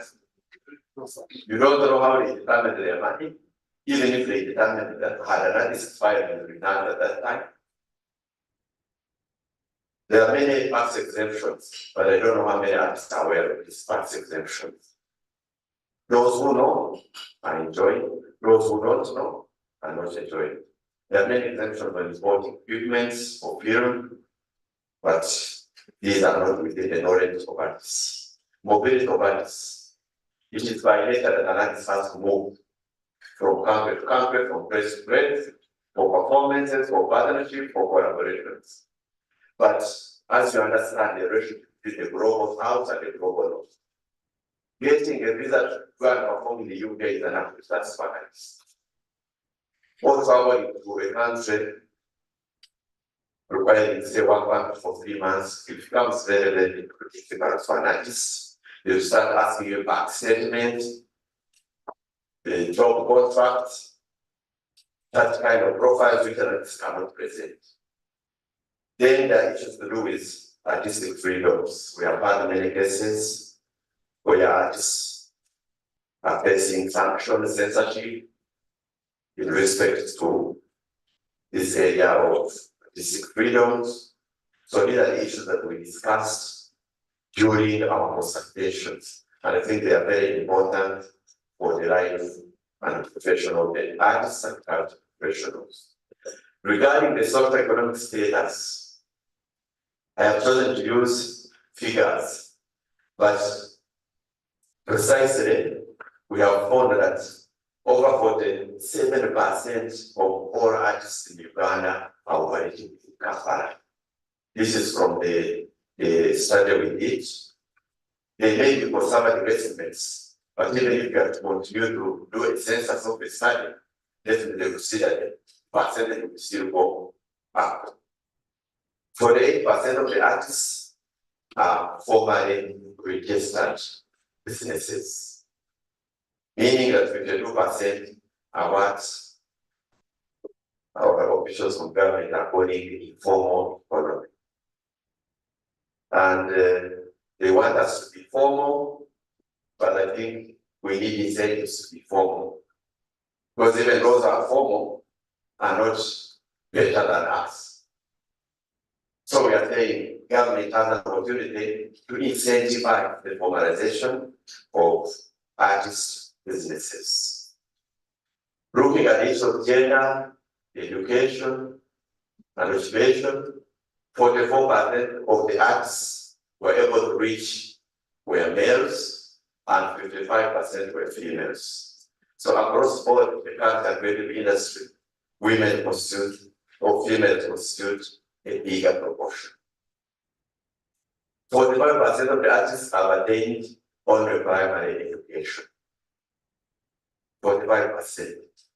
Substantially, many of the artists are not educated. There are people who are only driving a talent without formal education. And only 17.9% have attained education above secondary school. This is from the sample of the artists that we are able to reach. 51% are above the age of 31 years old. They are no longer youth. The artists who have been here for some time, and they are still crying the same way. And they are 31 years and above. But we have a significant number which are still young. 42% are between the age of 18 to 30. You can see if government strategy is to create employment for young people, you see where the art sector is. But the of artists, that is 70%, indicated that they have a permanent occupation. Where the area is permanent. And most of the permanent occupations were in the sector of interactive media. I don't want you to be misled by the 70%. Where is the 70% coming from? Interactive media, TV stations, radio stations, that people have permanent jobs, permanent contracts. Books and press, distributing new vision and monitors, and they enjoy high labor rates. When you look at incomes, over 59% of the artists, probably close 60, and about 18 million shillings a year. If you divide it by month, how much that? Like 1.2 or 1. Something per month. But if you look at the life of an artist, is the face, how do you call it? Is the face of TV, the face of the newspaper, is the face of the public. Does 1.2 really make sense to analysis? Maybe one piece of cloth that you have to use to shoot one film is 1.5. So you are hardly earning. Most of them fall between 0 to 50%, so 5,000 US dollars. That's what we call 18 million. Those who are earning above 500,000 US dollars, that's around 1.5 billion annually, are large artistic establishments or culture enterprises, which we are calling a TV station. Those are culture enterprises. The radio station, record labels, books, press. But if you go to Nigeria and you ask how many artists earn 500,000, I think they are counted. Aren't they? Yeah. A single film can earn an artist that much. But here it is far from the reach of the top artists. And this is very basic. More males, about 36% are in audiovisual media, and more females are in books and press. That is what the statistics were revealing to us. 49% of the artists work for more than 8 hours. If the International Labour Organization had hours, they would sanction the Republic of Uganda. Artists are working for 18 hours. The whole day is in the studio, the whole night is in the studio. 49.6%. And this percentage has very serious gender implications. Assuming that it is your wife with an artist. Like me now.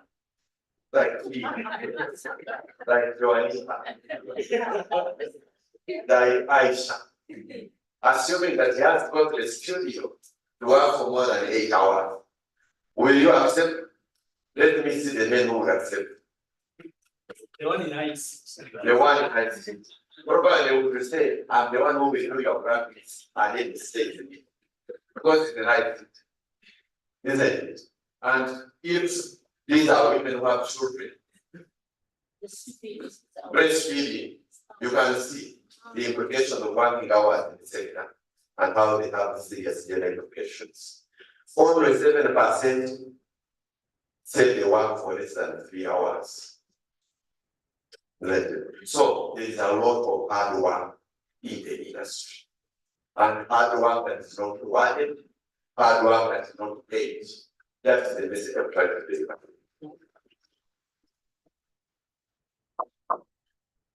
Education, we have already discussed this, I think, but just to get back to this, 58.1% of the artists say that they have a certificate in education. Is a certificate in a specific skill or a certificate in a general knowledge. 32% indicate that they have attained at least a degree.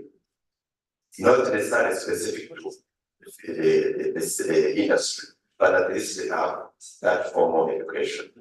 Sources of funding, 87.2% of the artists list only status of arts. 87.2% indicate that their only source of funding is their sales and performance. This is almost all of them. When you are achieving a distinction, if you are doing an exam. So almost all artists are earning from their own sweat, sales and performances. Government support is approximately 3.3%.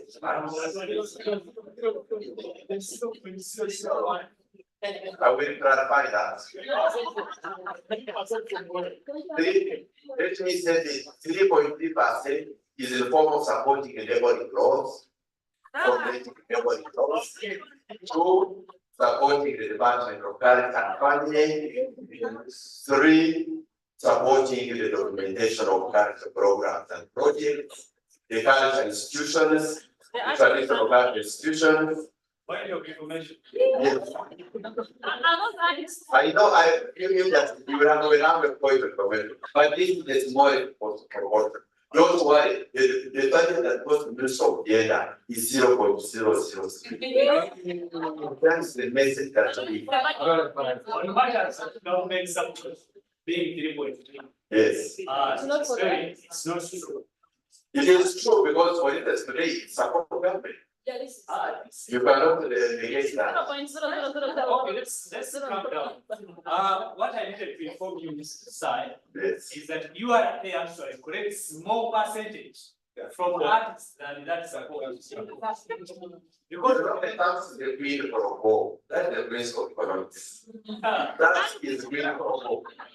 You don't expect any amount of service because you're paying tax. It is your national budget. Yes. That's the principle of taxation. It is the scholar who discovered taxation say that. Uganda. Yes. The government partners contribute around 4% to the current sector. We appreciate and we have always said that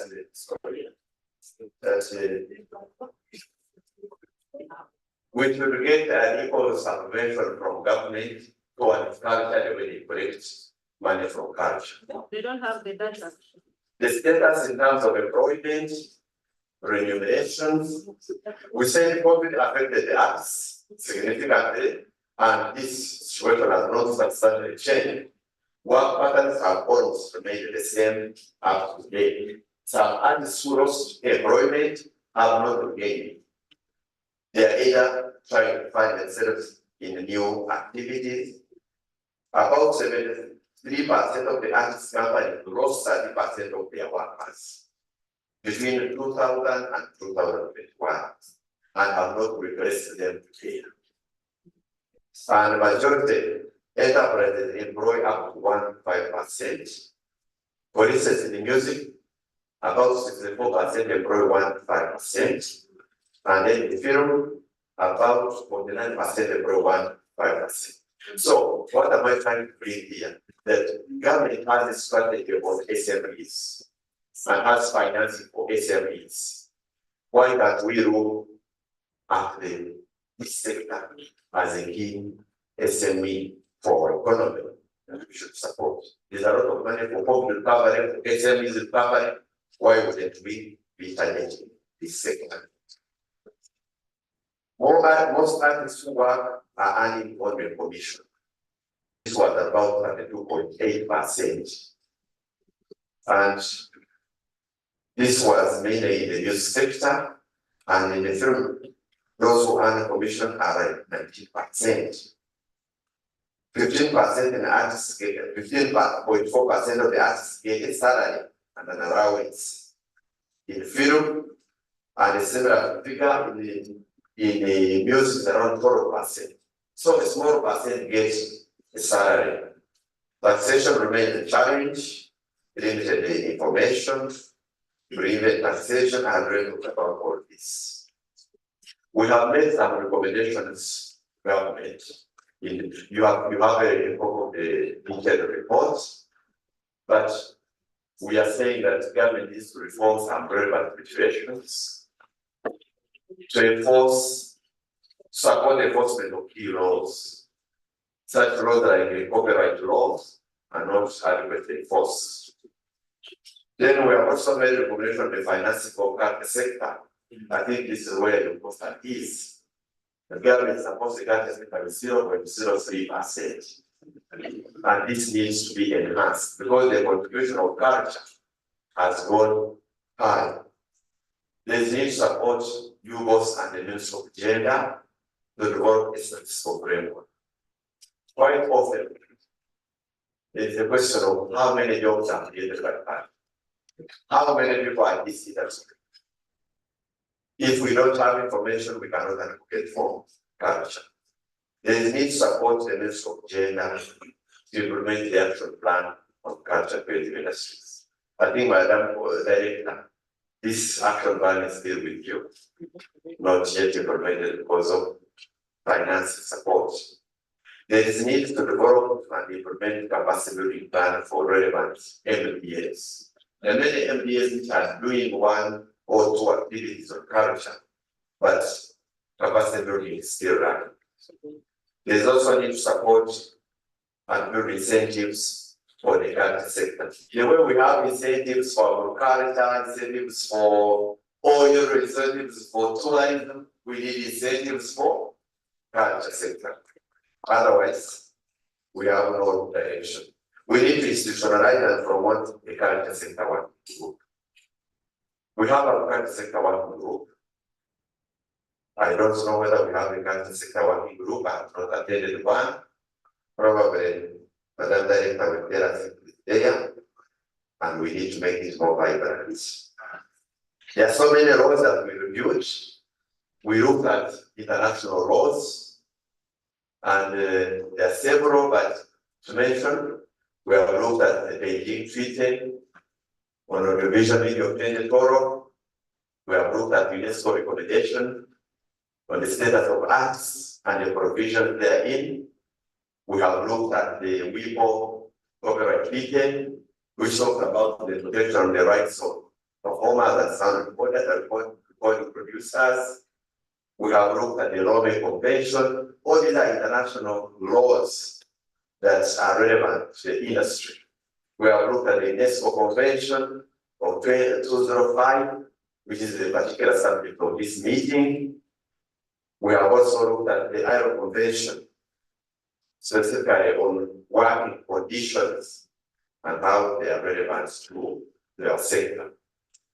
We have also looked at the national laws. There's so many laws in the country, but we have looked at the Copyright and Labor Rights Act. We have looked at the regulations. We have looked at the Industrial Property Act and the Trademark Act. We have looked at the Ghana Communications Commission Act. I think whenever you have a problem, you are part of one component of this law. We have looked at the National Culture Policy, which is under review.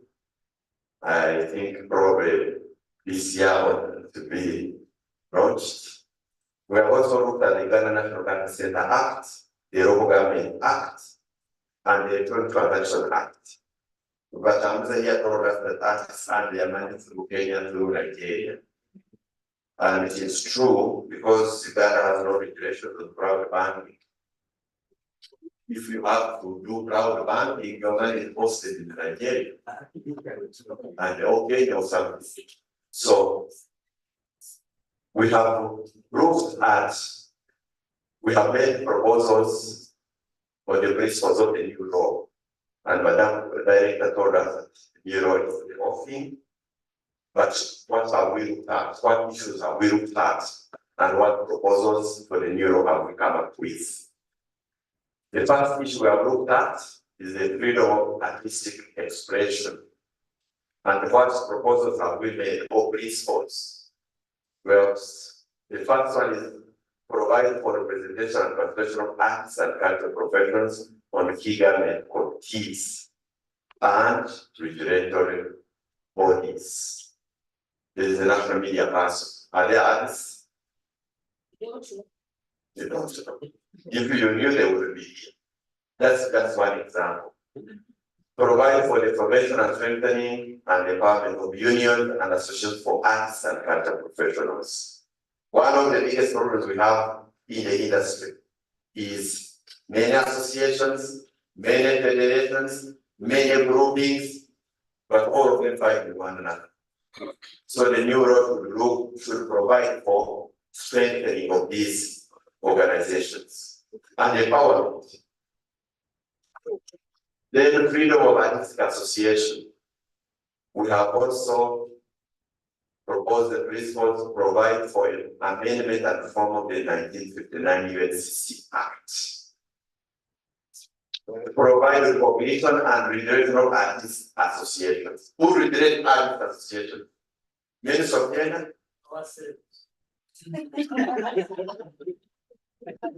You was there. So at the end of the day, who answers who? Freedom of association. Freedom of association, fine. But the recognition, you have a certain marking and you are the owner and source in marking, or it relates to the government body. We need to amend. And federations address the multiplicity and unity of artists and cultural professionals. They can recognize all of you, provided you are all recognized. Provide for artists and cultural professional participation in the governance of Uganda National Culture Center. Well, this is the National Culture Center, but you are not participants in the governance of that institution. Is it? And I see there are offices for pancakes and control that for artists. Stationary, reaching, but you are not there. Home farms. Maybe no farms are also I don't know. Mobility of artists. Provide for reforms in immigration laws.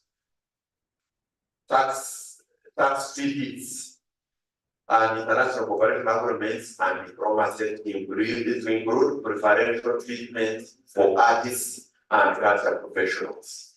Our international trade agreements usually talk about preferential treatment for commodity trade, but we don't see preferential treatment for artists. We have artists performing in different countries, but we don't know whether Uganda have a double taxation agreement. You go there, but tax, you come back with tax. Isn't it? So we need to know all these things, and through our diplomacy, this should be addressed. And of course, the UNESCO Convention provides for this. Provide for reforms in the culture policy, provide for the mobility information portal for the artists. When you go to the embassy asking for a visa, they should say, who are you? Once the Minister of Data has a portal with all your names and profiles, this should be enough credibility information about the artist. The other issue is providing for an amendment of the 2006 copyrights law to empower the Copyright Office to review unfair offers of arts and cultural professionals. I have had one cultural professional who signed a lifetime contract to use it, her content, her music, her performance at 3 million shillings. Because it is between him and the buyer and the promoter. We are saying the Copyright Office should be the one to act that contract, so that they protect the rights of the artist. When the artist is desperate, you will even sign for 1 million. But if someone is using your content, the Copyright Office should have an arm on that.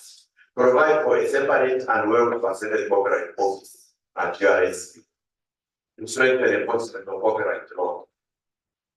This is the new principle we have also provided. Provide for reforms in the 2019 Investment Code and the Finance Act. Provide for fiscal incentives for the artists and cultural professionals, such as tax rebates, tax holidays, duty exemptions, waivers, and overall progressive tax administration of the culture industry. I don't know whether artists know these things. Rebates, tax holidays, duty exemptions, waivers. But I've seen artists promoting increase You know? artists from the Ebonies. You have seen Ibris? Yes. Physical online seating system. But we need exemptions for the arts sector. One example of an exemption would be like, for instance, if you are a new artist and you have not crossed 3 years, you should not be paying a tax. Yeah. So the upcoming artist can enjoy his time until he is able to perform. Exactly. And if you are a big artist, but you employ a big pool of young people, then you enjoy certain exemptions. That kind of arrangement. And if you are promoting digital market, this and that. Providing for education capacity building for artists and cultural professionals in copyright protection and monetization of their work. On the digital economy, I think they have talked about this during this discussion, but we are saying provide for reforms and amendments of the 2011 Electronic Transaction Act and Electronic Signature Act, provide for a digital market, digital economy as a marketplace for arts, culture, and creative sector. And provide for reforms of the 2020 National Payment System. For example, we got together for regulation regarding online payment gateways and virtual banking. That's what I'm saying was very advocate for. Keep as an activist for this. We want it. Then decent working conditions. We are saying provide for specific regulation governing arts and cultural professional employment relations. Artists are not going to have employment relations with civil servants or public servants at any one time. But their unique, peculiar characteristics should be addressed by the law. This, we may not need to have a new employment law, but it can be a subordinate law within the existing law. Then I'm about to finish not one. Social protection, workman's compensation. I don't know whether you know this as acts. When you get an accident on duty, whether you access workman's compensation, this should also be an area of reform within the new law. Then provide for the amendment in the 2006 culture certificate for a culture sector working group to influence budget process towards culture. Probably this would already be there, Madam Director, since we have not seen the final document. Then provide for formal registration and recognition of professional artists and cultural professionals under the culture policy review to cater for social security protection schemes such as retirement schemes, retirement, pension, and wage schemes. In a country like Morocco, formerly registered artists and cultural professionals receive pension and gratuity. In Morocco. In Morocco, not only Morocco, but many other European countries, formerly registered artists receive pension, retirement package, health insurance, and credit scheme. So Morocco is an African country? Yes, it's North Africa, just after Egypt and Nigeria. So these are some of the examples that you can have. As long as your format is distant, and this can be provided for in the law. Then in financial inclusion, we are saying provide for reforms of the existing laws on access finance and access credit in the banks and other credit institutions, considering arts and culture activities as bankable businesses. You don't have to go past one day, I'm a big cattle farmer. You know that, oh, I'm a cattle farmer in order to access it. Yet you want money for shooting a video. Isn't it? And Your copyrights, your trademarks and royalties should be acceptable for other security in banks. This is happening already in many countries. It's not new. This is the end of my presentation. Thank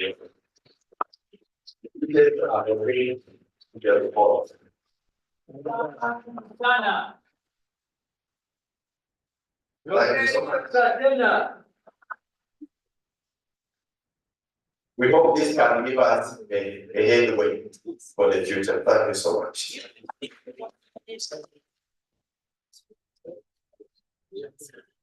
Thank you very much for that presentation.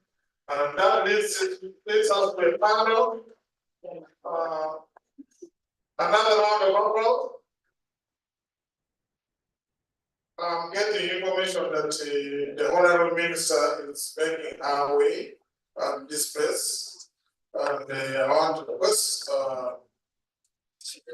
Madam now Diana is there to say, can be doing by some artists. As I was saying, the heads, please.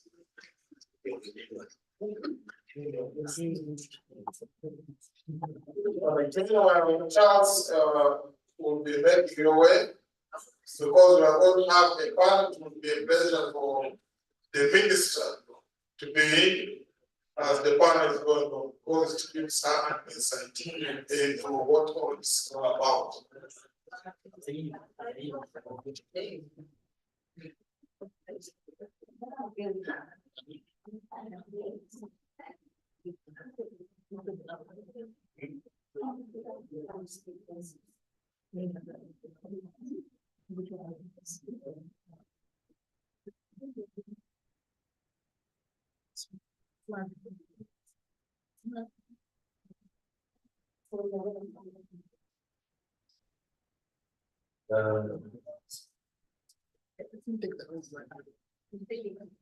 Ladies and gentlemen, we can be proceeding as a way for the guests. May I invite the panel, Professor Elizabeth Chazike, please come over. Mr. James Waspa.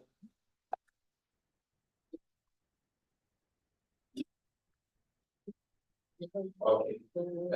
Dr. Anthony Kakoza, please come over. Mr. Patrick Achaila. Patrick.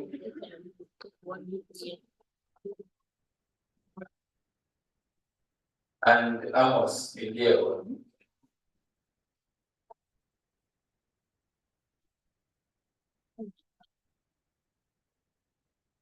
These ladies and gentlemen, would you know it?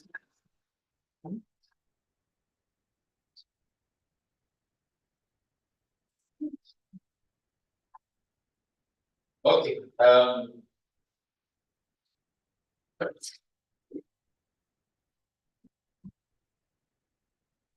This panel is going to dissect the report that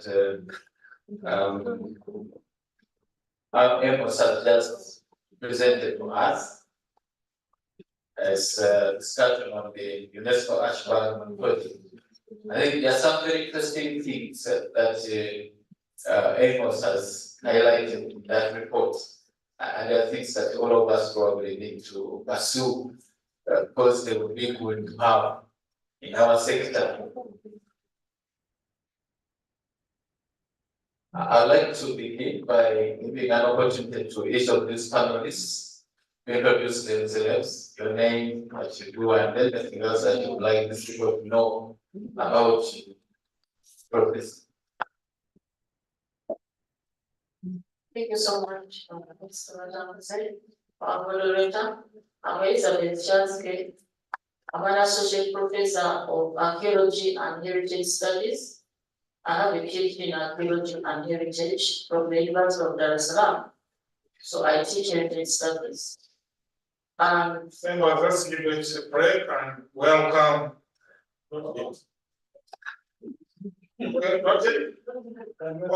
Just like. But she has said.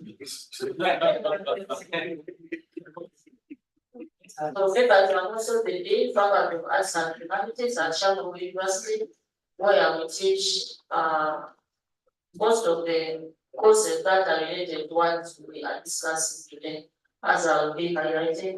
I've also been one of the key leading heritage development consultant for many of the projects, especially to do with oil in Uganda.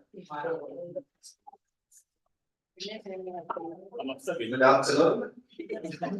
My name is Anthony Kakoza. I'm quite passionate about matters related to intellectual property law and how it intersects with culture. Myself as well, my doctorate, which was at the University of Illinois in the United States, was on the intersection between traditional culture expressions and copyright law. And I continue to teach in this same specific area, traditional culture expressions and copyright and other aspects of intellectual property act. I teach at the University of Illinois, I teach at Shandong University in China, but here in Uganda, it's at Makerere University and Uganda Christian University. I'm also the head of the IP department, intellectual property department in the law firm of BHL Company Advocates, and part-time commissioner with the Uganda Law Reform Commission, overseeing the reform of copyright law in Uganda. I've done quite a few consultancies with World Intellectual Property Organization and African Regional Intellectual Property Organization. Very happy to be here. Once again, I'm happy to be here with a team of eminent people who are talking the language that we want to hear. I am a trade consultant. And for the last 20 years, I've been consulting for trade and macroeconomics. I have taught at Makerere University Economics and the Uganda Christian University. I also taught there, and in Kampala International University. But I left teaching and went into full-time consulting. And I'm also a private businessman. I have passion in culture.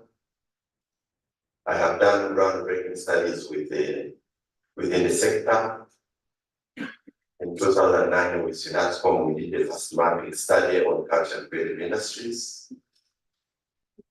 And the Ministry of Gender, we have done many documentation studies on culture and creative industry. We have also done several studies at the regional level. And we have also done a manual for mainstream culture and local government development planning, and trained local governments and district leaders to plan and budget for culture.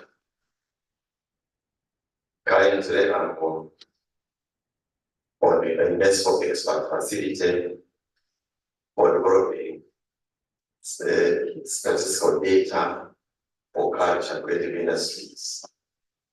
And as you call Agenda 2030 for sustainable culture.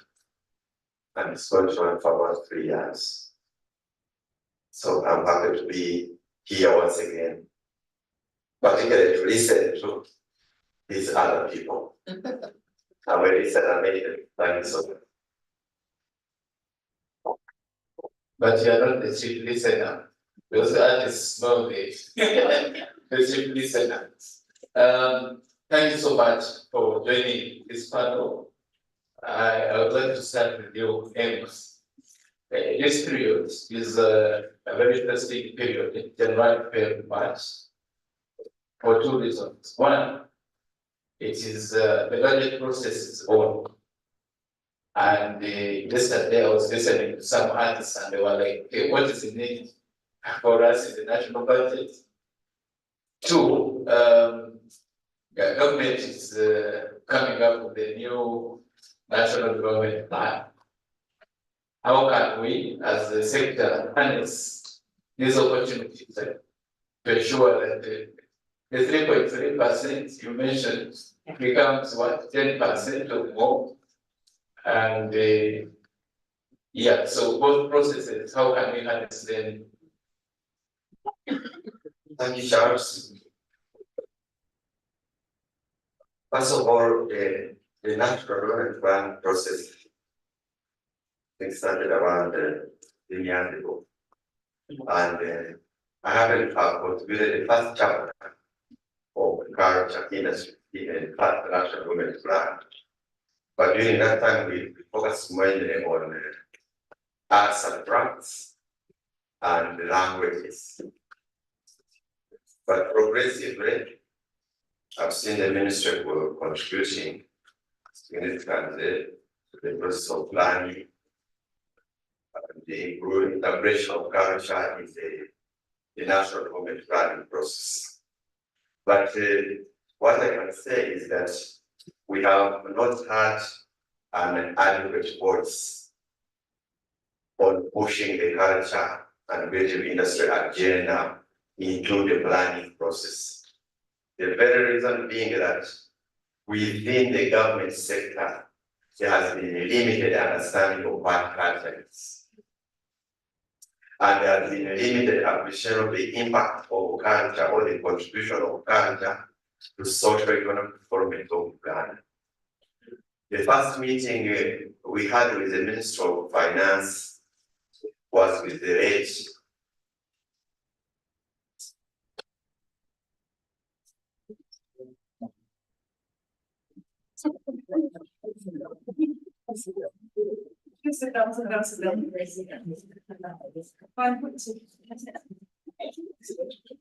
So we have been allowed to continue. We had a meeting with the late Mohakanesi, and we asked him, why are you not funding culture? He said, but culture is about norms, the do's and the don'ts. Naming children, the traditional arts, what do we fund in the culture? You can, he said, which product? At that time, you refer even to Mama Pina. So what do we fund in culture? Is it? So it was difficult for us to visit that we need to fund culture. And yet, how many jobs are created by the culture sector? Does Mama Pina create jobs? That's the question that we have market story. Does Mama Pina create jobs? That the traditional king creates jobs. The king by his people. There's nothing to fund on the culture. So it took me time to tell you that actually, much of the money already is for culture. And at that time, the top taxpayer, they can't go the new vision. I told him this is the first culture industry where we money. And new vision employed a large number of people. The second one was the telecom company. I told him software actually is culture. The others were TV stations and radio stations. I told him this is culture. Then I challenged him at that time and said, I am giving you 3 musicians in Uganda. Bebekul, Chameleon, Bobo Wine. I asked him how many industries can make the money they can make in 1 day. He didn't tell me the industry.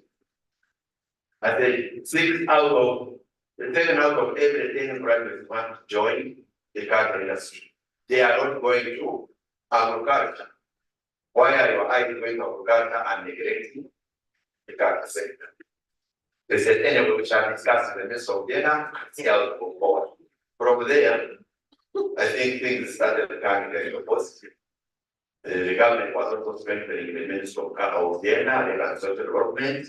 But our main concern has been that the name is not sufficient to deliver the necessary culture industry that we want. We want the Ministry of Culture to put the if we are looking for budget, we will not budget for culture.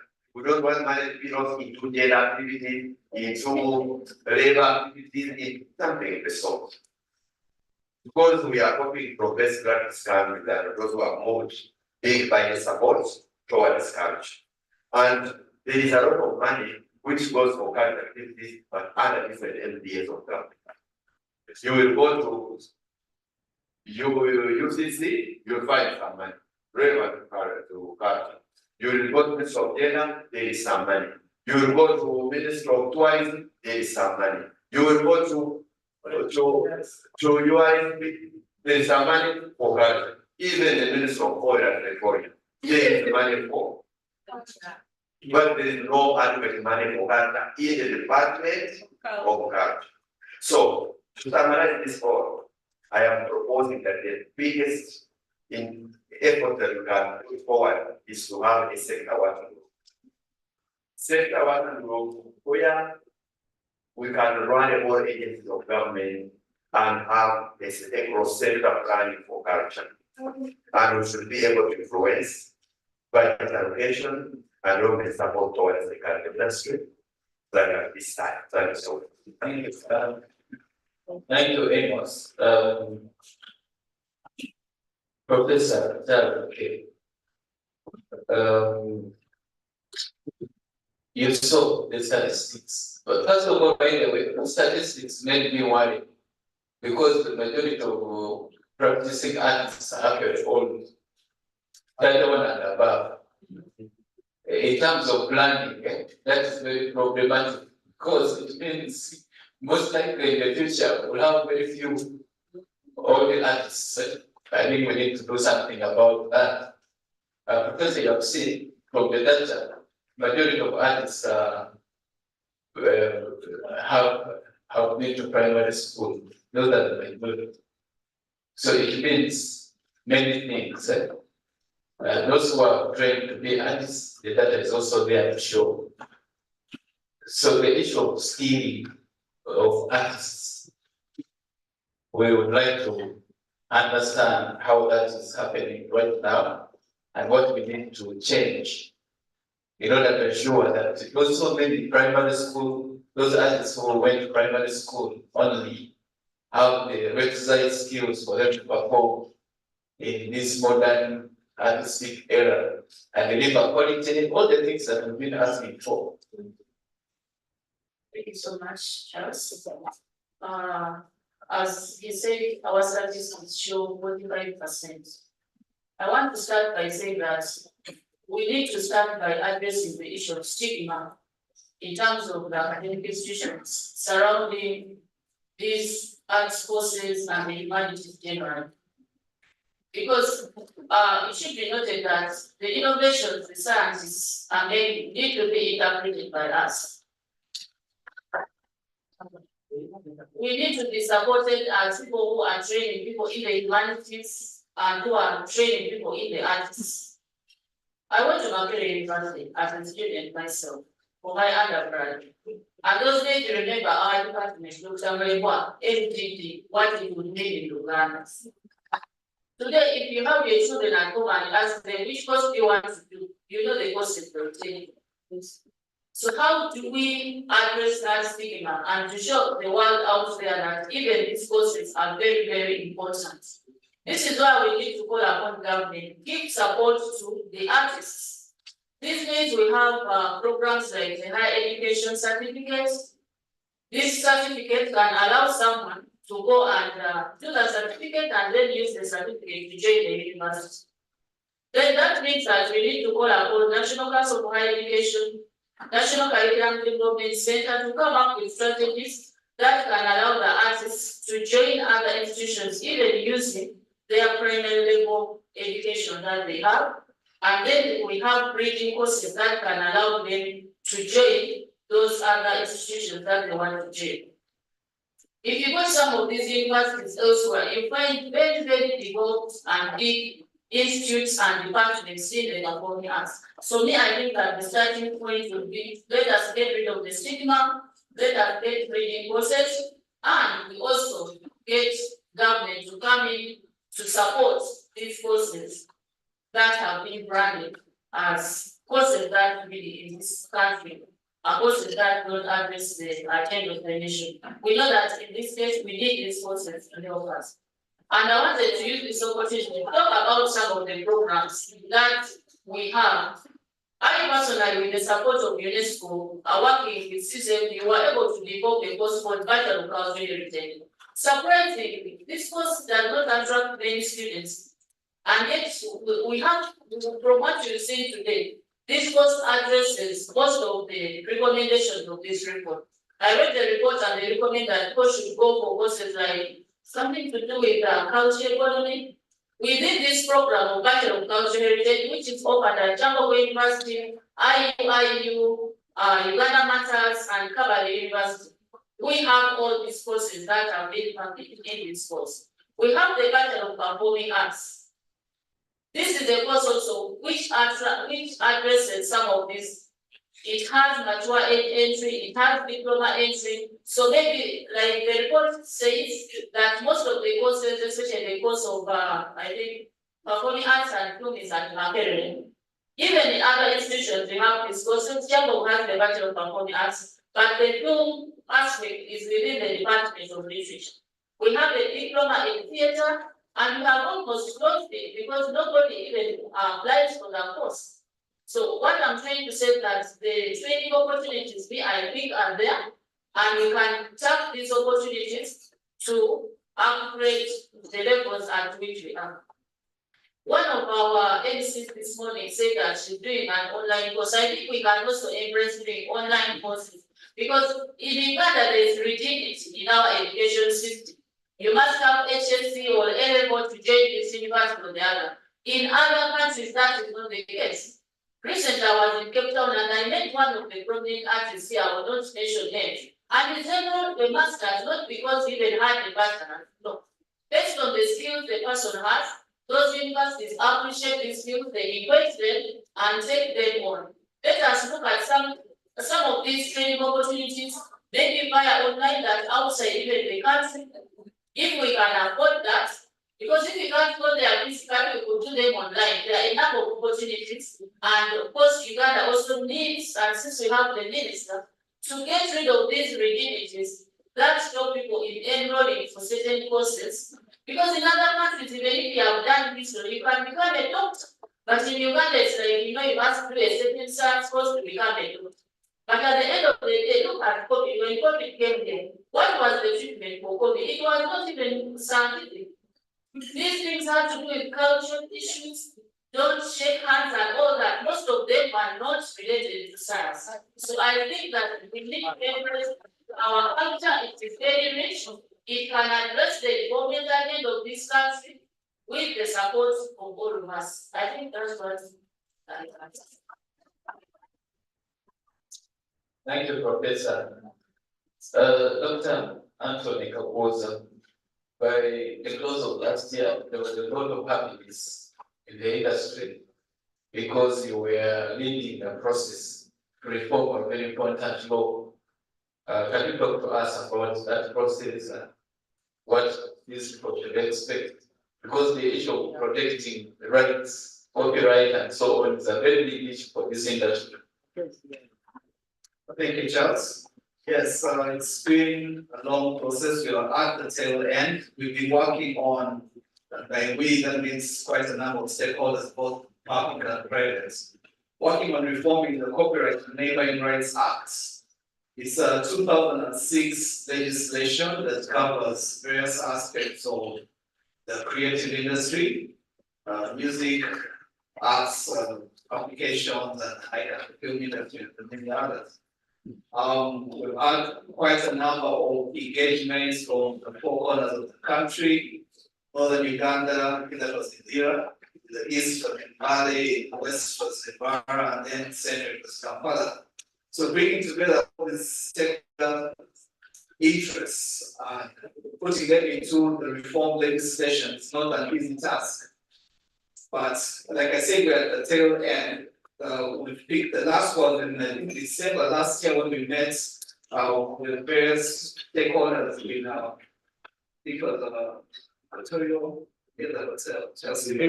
Imperial area. And the different engagements that we have with people there have been again designed into trying to see that the law captures all those various interests. Quite a number of controversial recommendations have been made. I call them controversial because there's never a perfect law. Some of the things that are recommended are helpful to one sector but hurtful to another. So it's helpful to see that there's a balance where at least the majority will be happy. When we talk about private copy levy, for instance, where you may have a taxation on every single gadget that is brought into the country that may be seen as usable to download material. So that's a controversial thing, and we want to see how do we balance out of the interests for the stakeholders in placing that into legislation. What are the best practices out there that we can learn from to place this into the reform corporate law? Another recommendation is about equitable remuneration for those in the entertainment industry, because there's always that outcry that people in the creative sector are not well paid for their creativity. So how do we capture that in a legislation without killing what we call the freedom of contract? That when you go and engage with someone to perform, or you're selling services, your corporate related services, should that be legislated? But if it's not to be legislated, how can we capture that with legislation? We're having a break here, and one of the persons was saying that why is the draft bill of the legislation giving so many powers to the minister? And my great response was that you cannot legislate on everything within the current law, which is the act.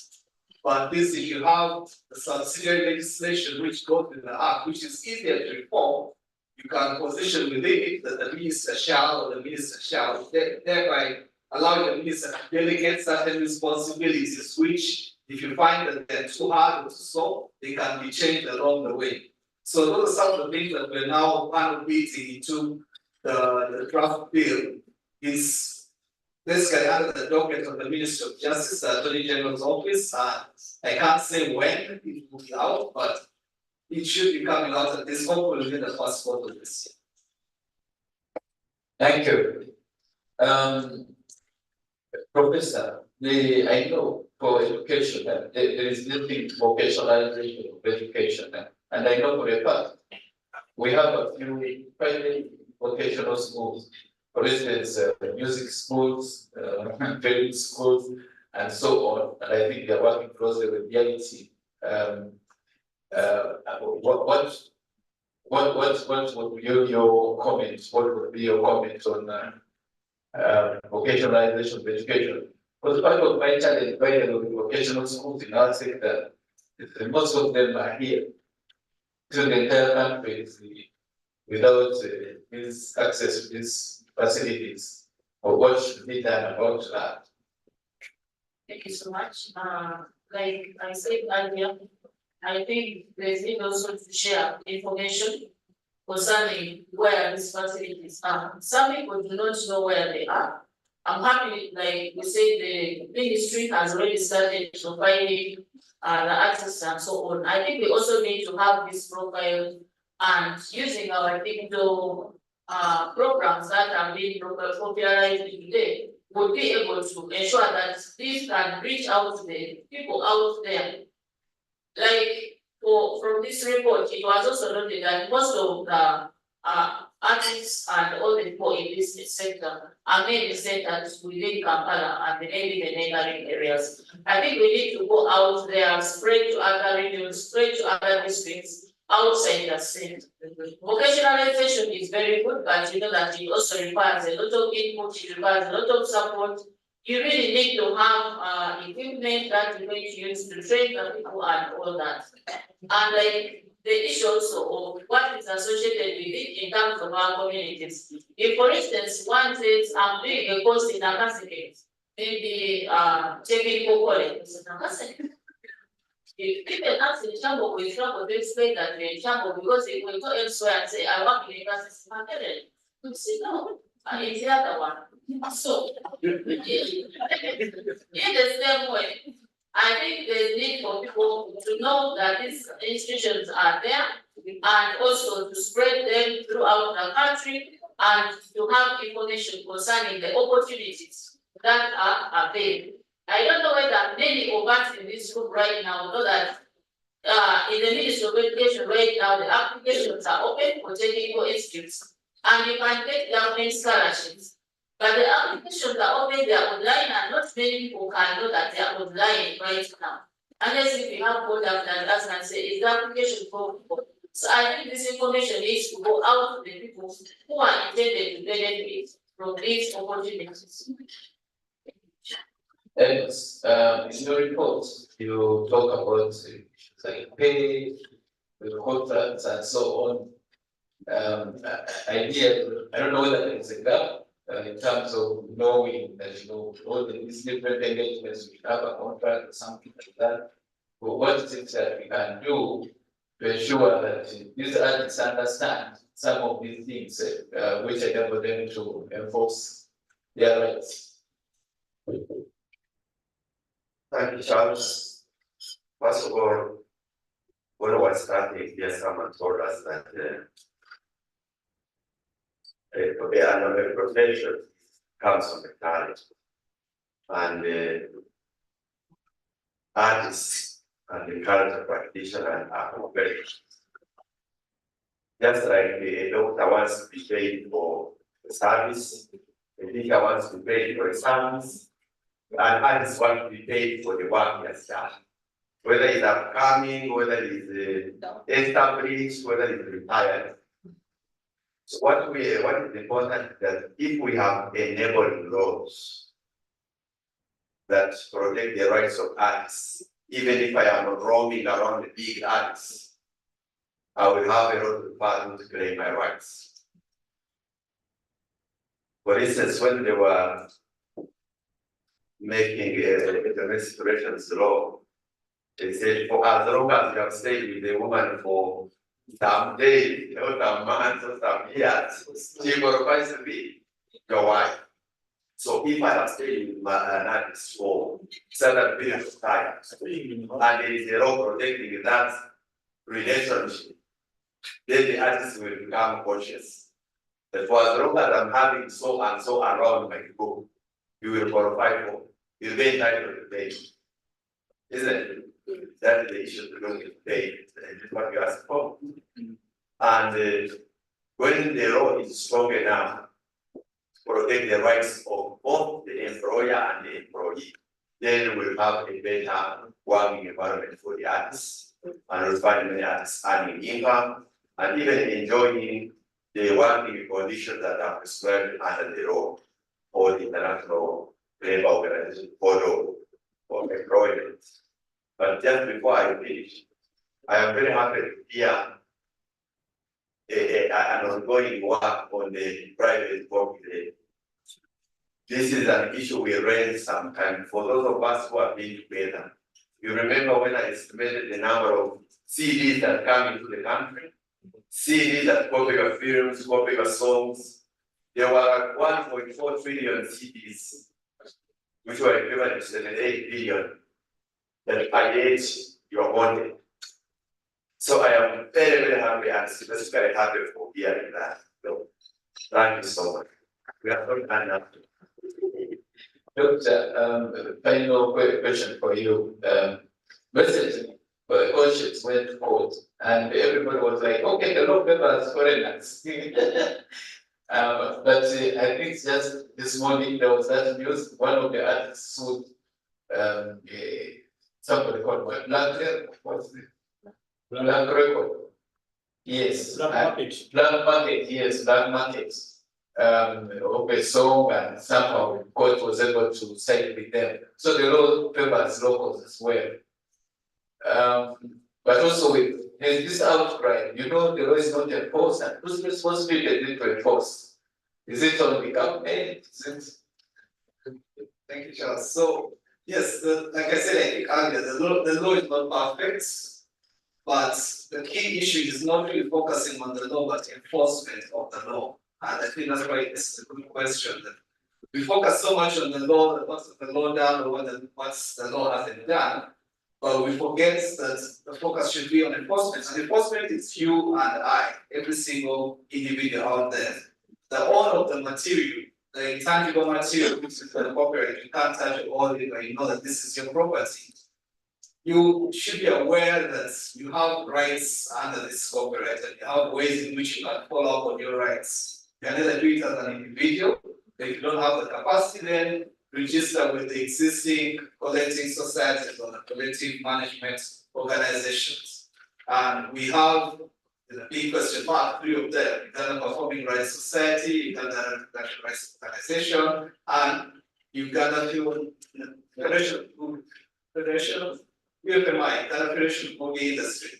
So if you register with those, they can help with the enforcement of the law, but it starts with awareness. So if our awareness is really weak, then we wouldn't know where to go, what to do. And that's where the problem really starts. Thank you so much. We have to end it there. We have kept it short and sweet. If you have anything, thank you for the meeting.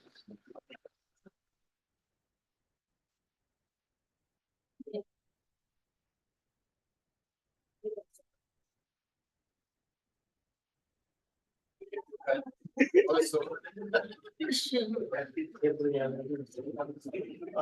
you, Charles, and the panel for that discussion that we have had. And as the panel was on, allow me to inform you that we received the minister for gender, cultural affairs, and the minister of gender, labor, and social promotions with us here.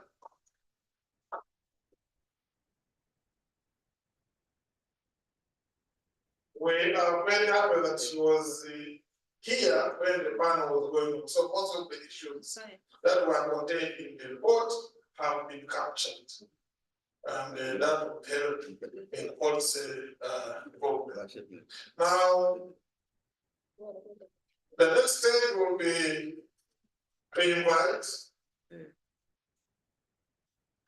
Mr. Jude Ogana. Mr. Jude Ogana works with this UNESCO Regional Office for Eastern Africa.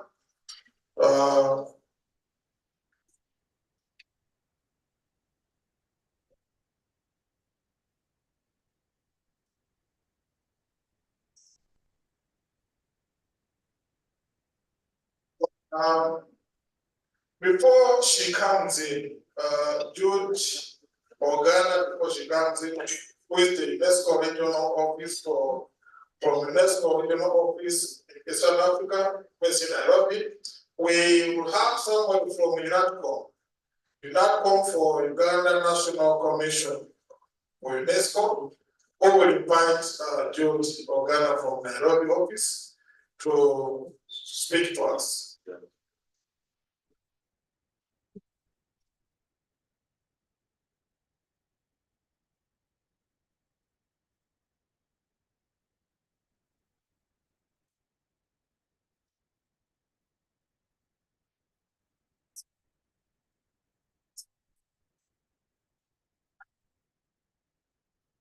Thank you very much, Mr. Joshua Chalifa. I haven't seen you for a while, so I don't send you sometime, but thank you for the good work.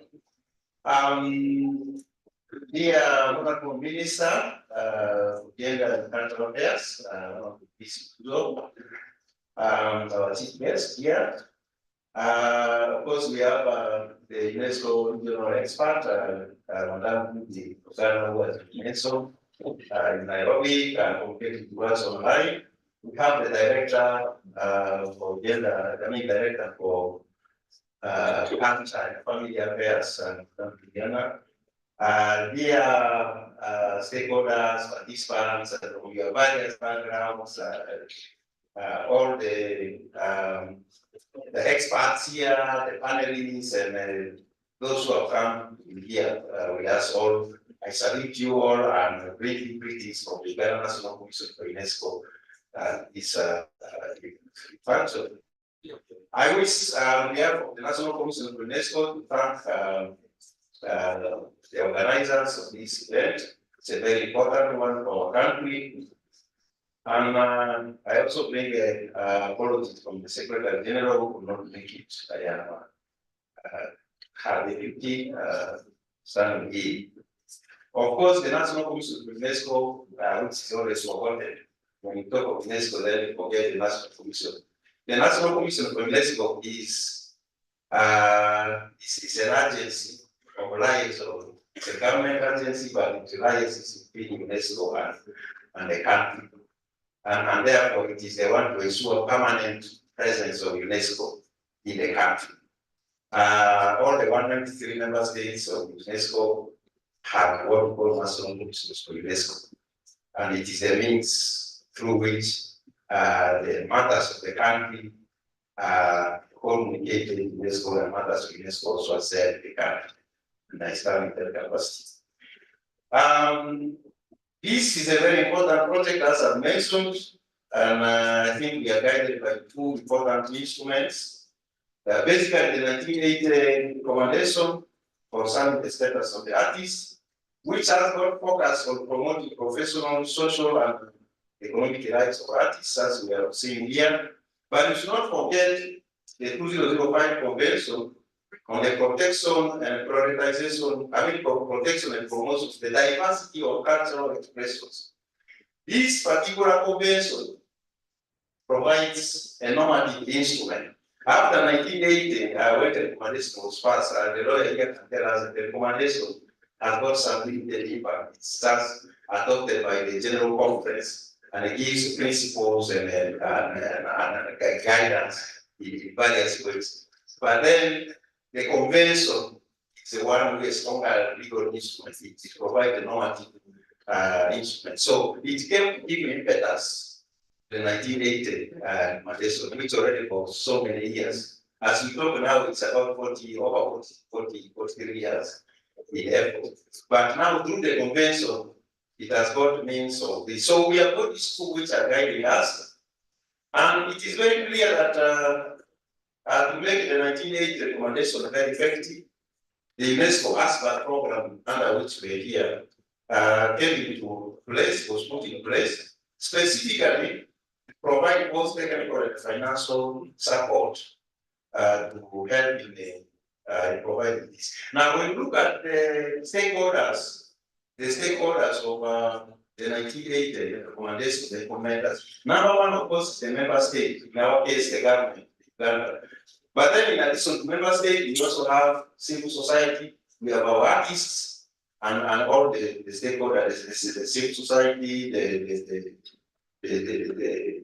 artists, there are various organizations, groups, the cultural professionals, all these are stakeholders. And so we cannot realize the good recommendations of the recommendations or even the conventions unless every stakeholder plays their role in their various ways. And the roles are very clear, they are defined. And so I think this, when we come together around the table and reflect, it gives us important direction. Now I want to say that we are glad that during the launch of this project last year, the National Commission to UNESCO participated. The Secretary General was there in May 2023 at the launch. And I want to thank the two experts here we had, Monica Mukama, I think, who worked on the digital roadmap for the good work done. And also the last one is almost a level for the status of that. Now, the level has given an example here of how long we have worked together from the documentation of the creative industry, the country, and the market. All that has been put in place, and we have got the publications available for us to observe. So I want to thank both of them for the good work. And only maybe observe that I think, I don't know whether the process is complete. I noticed from the presentation on the aspects provisions. I think there was one aspect of the training was embedded and it was embedded under industry creation and development dissemination and so on. I think it would have been good if the training part was pulled out as a standalone thematic area, because it does, what was provided there is so only, I think it was talking about capacity building on copyright protection. That was what was there to be provided. But when I look at the training as envisaged in the recommendation, it talked about, it goes beyond that. I think Professor here from Changugo brought a very good perspective and issues of the vocationalization, the vocational education and training, issues of stimulating artistic talent, inspiring vocations, and right from what the submission was. And this includes issues of infrastructure, resources, issues of teaching of particular disciplines, developing national regional institutes, granting of fellowships, issues of learning facilities, funding, establishment of digital hubs, incubators, equipping young people with technicals. So there's a lot of things there. So I think if training and stood alone as a thematic area, just like the issues of rights and the others, probably could have a number of provisions under this. So I don't know, that's my observation as he was making the presentation. And then the other observation I think is in terms of the national coverage. Those statistics, I took some of them with a pinch of salt because I saw they were not so representative. When I saw Mbale, for example, talking about East, but then when you go in there, in that tabulation, then Mbale, I think, concentrated around Mbale, the regional hub. I couldn't see representation of things from Benet area. Benet, that's not very far, the Irgon area, there's a very deep there. I missed some things there. When I saw Gulu was looked at as a Gulu, but you see, as a regional hub, you have the northwestern, then the West Nile cluster there, and then you have got the northeast, the Karamoja, and all that. I did not see enough of that contained in those statistics. So I think subsequently we need to, as we are sampling, to be representative enough. We need to I think, maybe we go by, instead of the 4 regional corners as a block, we have to go to the 9 northwestern, northeastern, and all that part to have more action. So that we don't miss. So that's the issue I had with those statistics from the tabulation. But of course, just to get a picture, it is okay. But in terms of being representativeness, then I have some questions. So thank you, and I think otherwise the whole work was good. On behalf of the National Commission for UNESCO, I want to thank all these people, and also in terms of commitment, this is something which it's within our mandate. We will continue being together. There are so many issues I took notes on, also even the concerns being raised. We will continue to interact, interface, and follow this together for further communication. So with these remarks, allow me to invite Madam Julie Ogana, the expert of the National from the East African Regional Office, Nairobi, to address the participants. Madam Julie, you're most welcome to talk to the participants here. Thank you. Thank you very much, Charles. I appreciate that. And I hope you can hear me, everybody.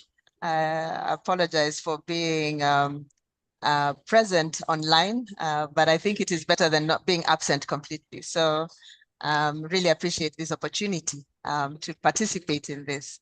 Honorable Peace Mutuzo, Ministry of Gender, Labor and Social Development Minister, ladies and gentlemen, esteemed guests and valued partners, all protocols observed.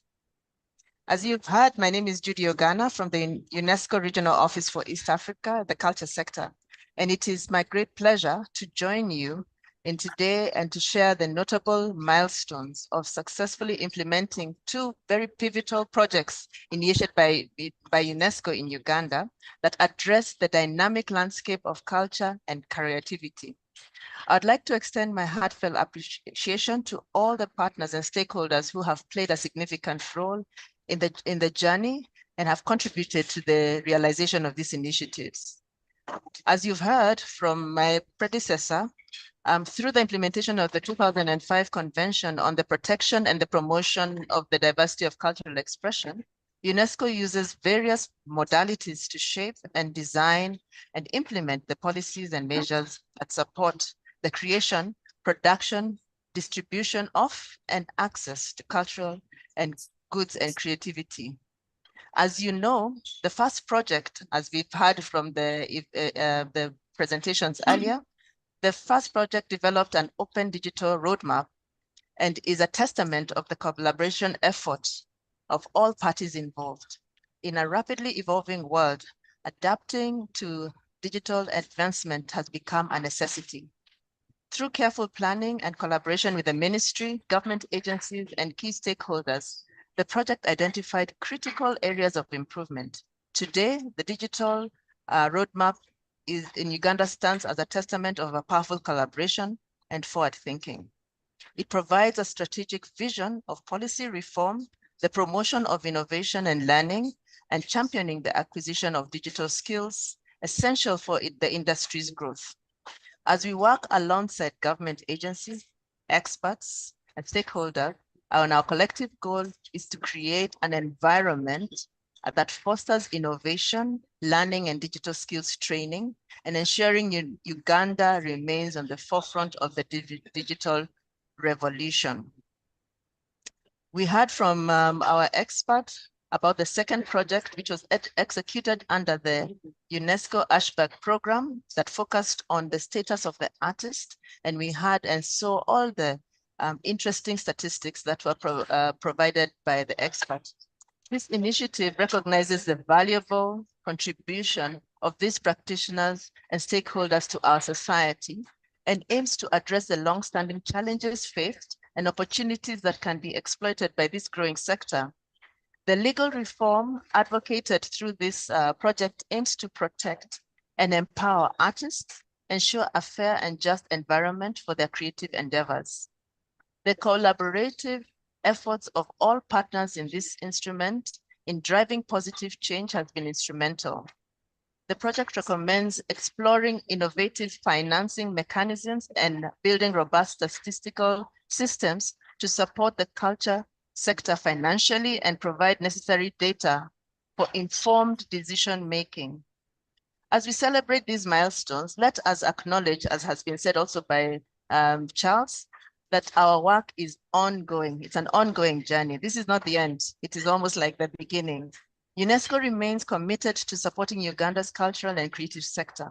So I urge all of us to continue to collectively pull our efforts together to implement the proposed recommendations that have been proposed by the two projects and secure a future where the cultural and creative industries stands tall as pillars of national pride, of economic prosperity, and for global recognition. So in closing, and I know it has been a long day, and I saw that you really enjoyed the breakfast that was offered earlier and all the panel discussions that were had, which I really miss being with you. But in closing, and on behalf of UNESCO, I would like to extend my sincere gratitude to all the partners involved. The Ministry of Gender, Labor and Social Development, and we can see the minister is with us, which we appreciate. Led also by Madam Juliana Naumo Okorio, and my friend Hajara Nalubega, as well as Mzee Bwanika, and the entire team that has been behind this. We also want to appreciate really sincerely the appointed international experts for the culture and creative industries, that is Amos Tindiabwa and Polly Kamukama, who have really taken us through this project successfully.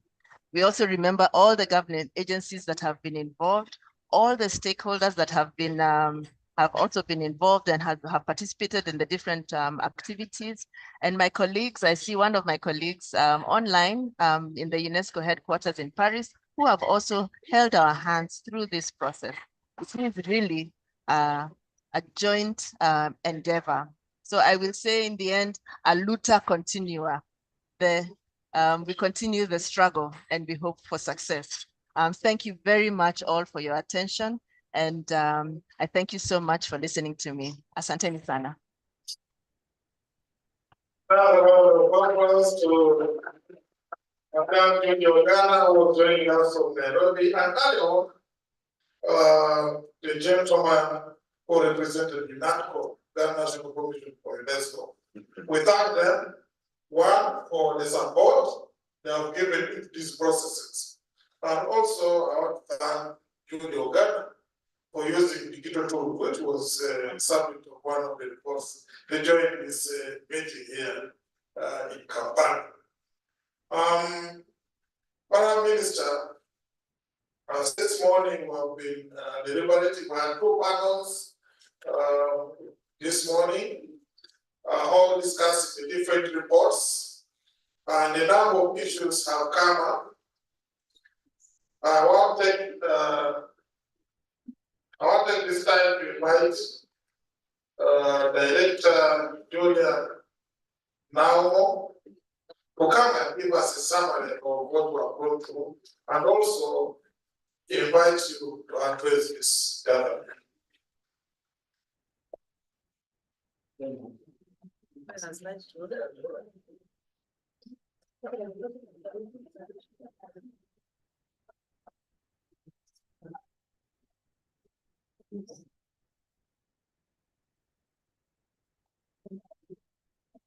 Thank you so much, especially our chief guest today, Honorable Peace Regis Mutuzo, who is the Minister of State for Gender and Culture Affairs. Honorable Minister, I would like to most sincerely thank you for getting time to be with us today. I would also like to say that I was on leave and I have not met the minister. Honorable Minister, happy New Year. So I'm just meeting, and I'd like to say that, colleagues, let's appreciate our Honorable Minister because she was doing a doctorate, and the topic of her doctorate was affirmative action for women's political participation and gender transformation in Uganda. I want to say that she passed the Viber voice. That time they used to call it Viber voice. She passed, and she's soon on the 2nd of February graduating with a doctorate in gender studies. Congratulations, Honorable Minister. We are happy for you. And the topic and general issues that she saw there are in the area of policy. So Honorable will help us a lot as we have so many policies under the Ministry of Gender, Labor and Social Development to finalize, including the gender policy, Honorable, including the culture and creative industry law, all those are policies, the family policy and others. So the minister's study or sought to establish why there has been persistent underrepresentation of women in the legislative assembly, and then less transformation despite the several legislations in place. And then also to find out which programs have been in place to empower women and why not many women have been empowered.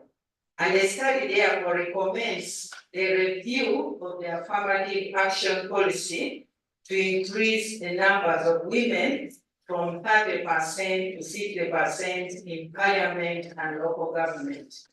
So congratulations, Honorable, and we wish you the very best. Shall soon start going with Dr. Keith Regis Mutuzo, Honorable. And it's true there is limited representation of women in today's panel discussion, but we had only 2 women, Honorable. 2 out of 4, and then in the first panel there were 4 people, and there was only 1 lady, and in the second there was also 1 lady out of 4 panelists. So you can see it's cutting across the various sectors. I would now like to take this opportunity on behalf of the Permanent Secretary Minister of Gender, Labor and Social Development, Mr. Aschbege Chibenge, Honorable Minister, who is committed in another engagement, to extend the Ministry's appreciation to UNESCO Paris and UNESCO Nairobi Regional Office. Thank you so much, Judy Uganda. She has been with us right from the inception. And I'm sure for the sustainability and the recommendations, we shall get more support because we are very strong in working with both the headquarters in Paris and also Nairobi Regional Office. I'd also like to recognize and appreciate all the panelists who are with us today. And I would like to say that your contribution to this discussion has been well captured, and we believe that with you, we shall be able to ensure that we improve on the situation of the artists. Dr. Charles Murepa, thank you so much. Many people. Dr. Elizabeth Chaldike, we've been working with her on the RIA for the traditional resources, and Chaldike has to leave now, she has gone. Dr. Anthony Kapoza, we also had a good stint with you. Thank you so much. We have President Aisha Namatogo for the Pearlwood. Thank you so much for your contribution.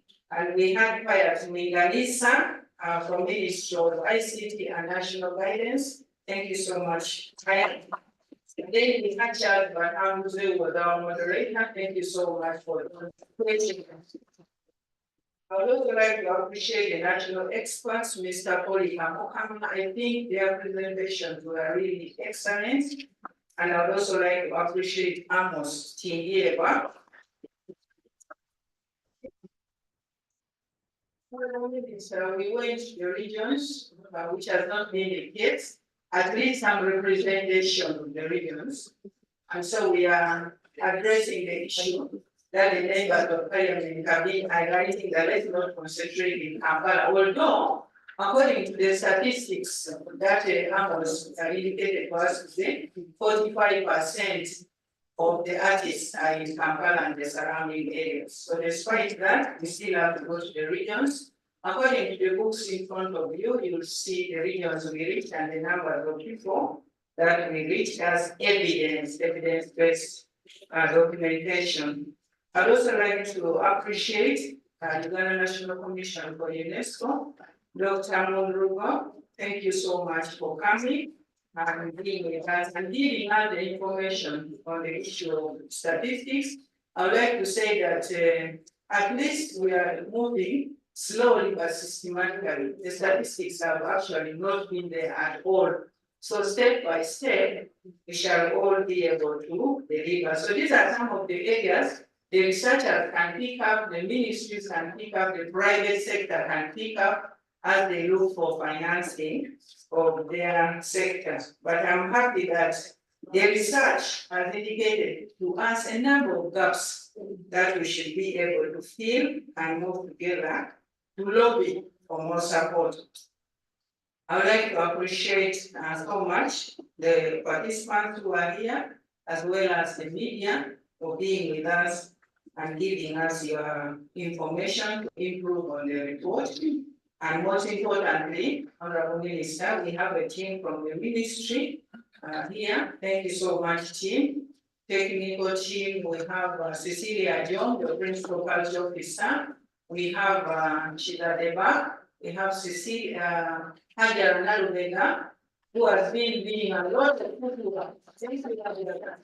For the good work, the results can be seen. We have Ruth Nagadia, who is the Social Development Officer, Family Affairs. We have Akisa Deba, who is the Office Assistant. We have Donald Emanzi, who is the IT Officer. And then we have Derek Sergo, who is also the IT Officer. Any other colleagues I could have missed out, kindly give me that information. Honorable Minister, I would like to say that these projects, there were two, the UNESCO Aschbege project, which is on the status of the artist, and the Digital Open Roadmap project, that is on the audiovisual sector, were started last year in March 2023.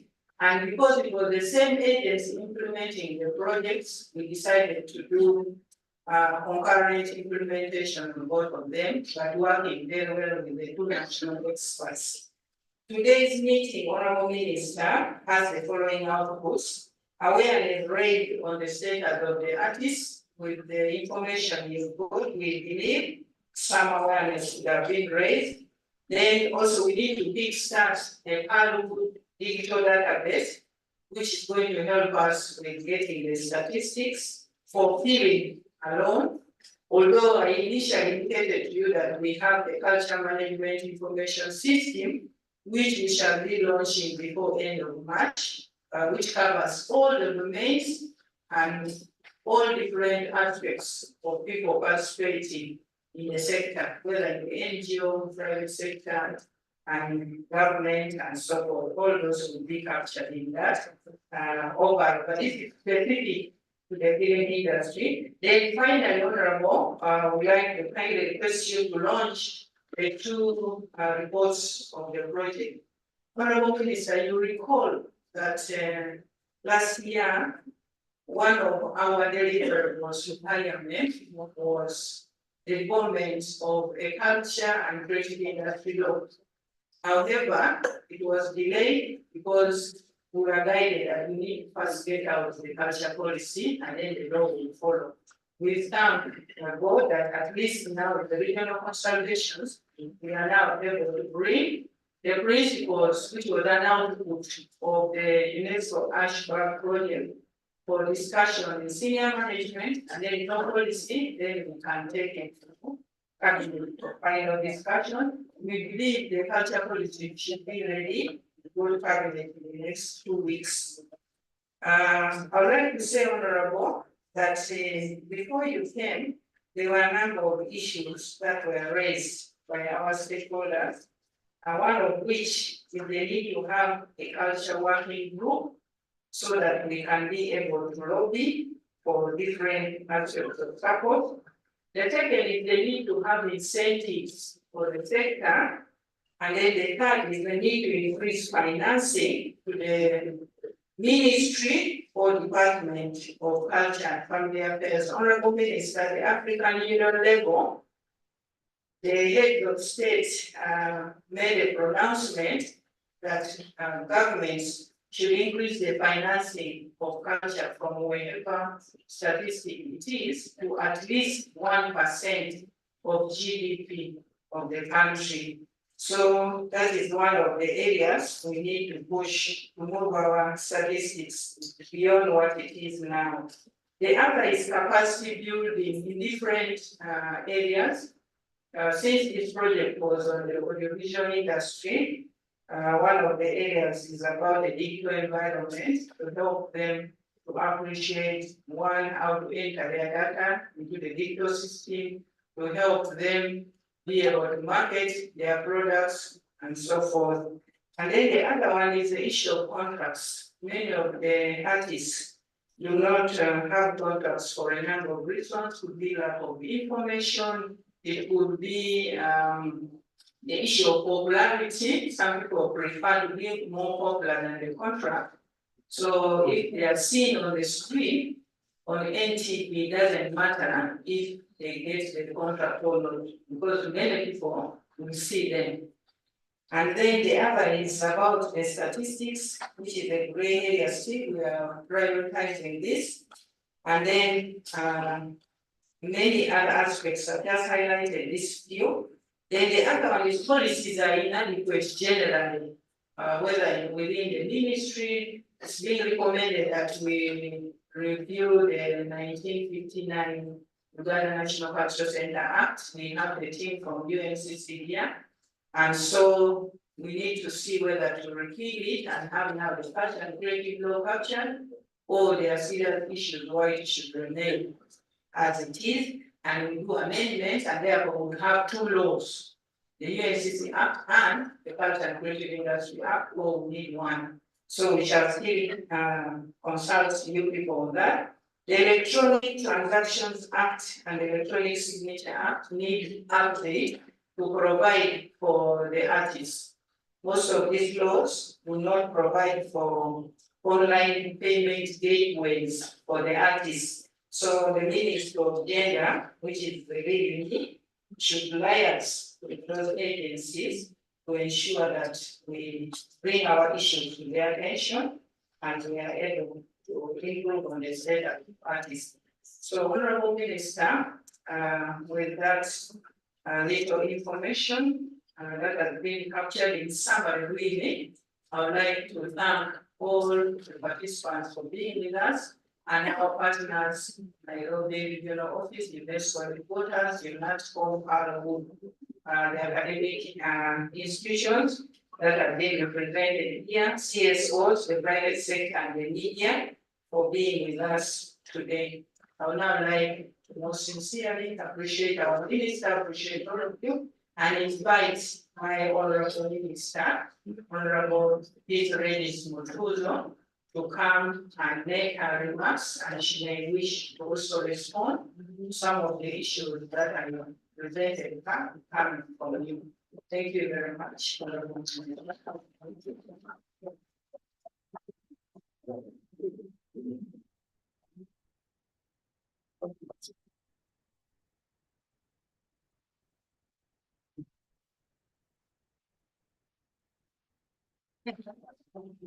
Thank you very much. Thank you so much, Dr. Eva.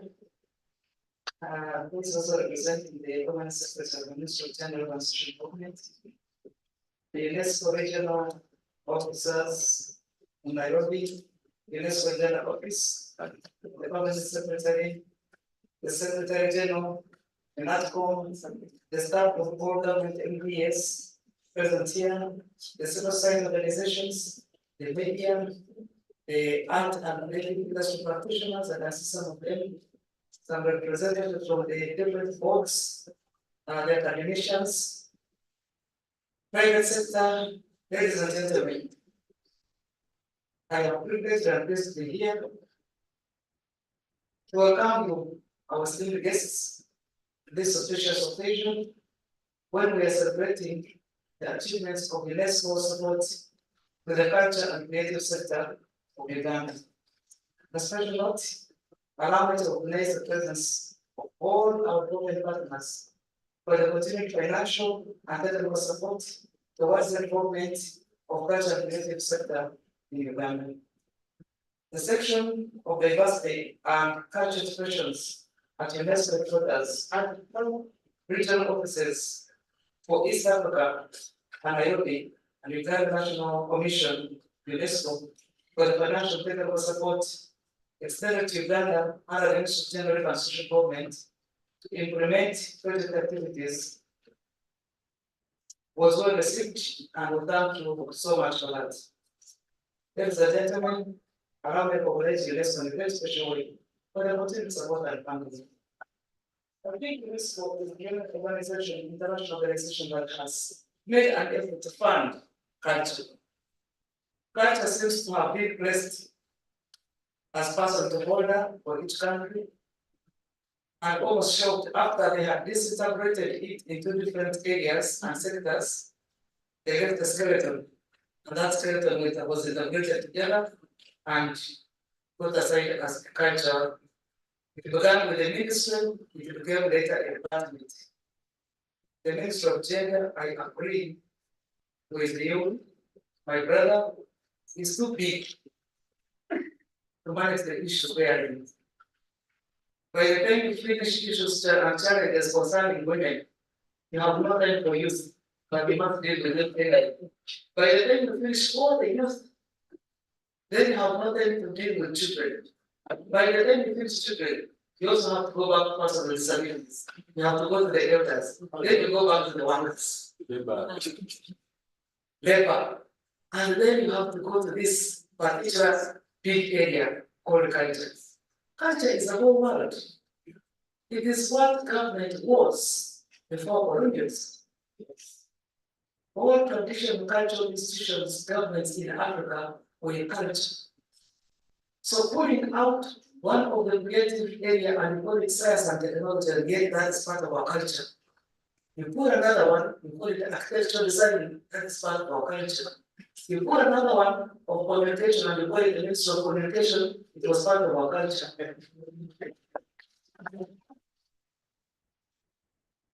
So it means that the only left areas where you cannot voluntarily quantify, and those were now also back together, not even as a ministry, but also as a department, which is actually this funded. So when you cry, I hear you cry and you cry together. But not all of this was good enough. We shall soon create census. We shall soon register everybody. Usually that's why we capture what is science. So when they're doing the national identification, let us also factor in the templates. Let us be able to capture what people are doing. So that we are able to monitor and quantify the contribution of culture to the national economy. I think that's what has been missing. If you cannot quantify what you are able to contribute to the national economy, it is difficult for you to bargain to be able to get some section of money for you to be able to develop further that area where you're making a contribution. So from here, before the launch, let us go to NIRA and look at the template and see how to factor in some of those interests. Because agriculture's contribution is clear, fishing is clear, coffee, or even go further to particular aspects of sorghum, coffee, what is the cultural contribution? What of the getting industry? What contribution do we make? And then what do we lose? Can we also quantify?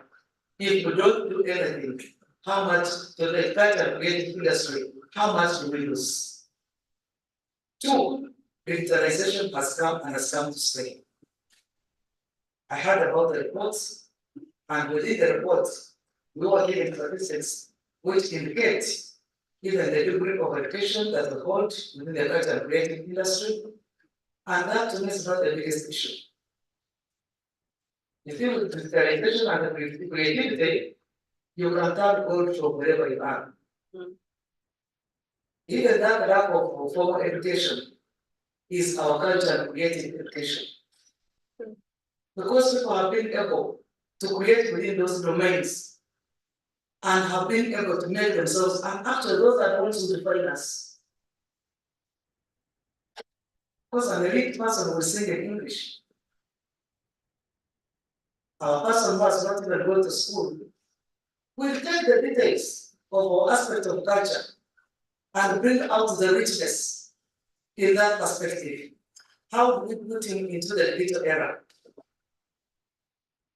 There are things we shall lose, there are those who should be ready to take advantage of. One, me, I'm happy that we're now advancing towards embracing Swahili. Because it has, yes, Swahili has already modernized, it is already has already been integrated into the culture system, but also it has been integrated at a certain level, it is recognized on African, not only African, internationally recognized. It is spoken by about 14 million people. That is not small, but it also has 60% of its content our own language. Kitabu, meza, boko. Boko.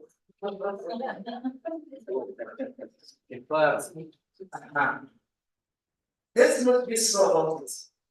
Because we want to encourage our young people to do coding. Coding is part of the industrial revolution, computer programming. And then we develop from there. Then we bring in our songs, our rhymes, our everything else. And we begin digital marketing. If we wait, another person will evolve that area and will take up the space. I don't want to hear within this era that somebody has come to Uganda and also robbed us again. And then we'll continue talking about colonialism.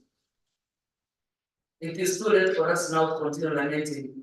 Already it's left many years ago. We cannot not continue holding them accountable after so many years they have left. Now we're into the post-industrial revolution. What are we doing with our culture and creative industry? It is something that you concentrate on in less than a year. It will go viral the rest of the world, and everybody will just want to enjoy it.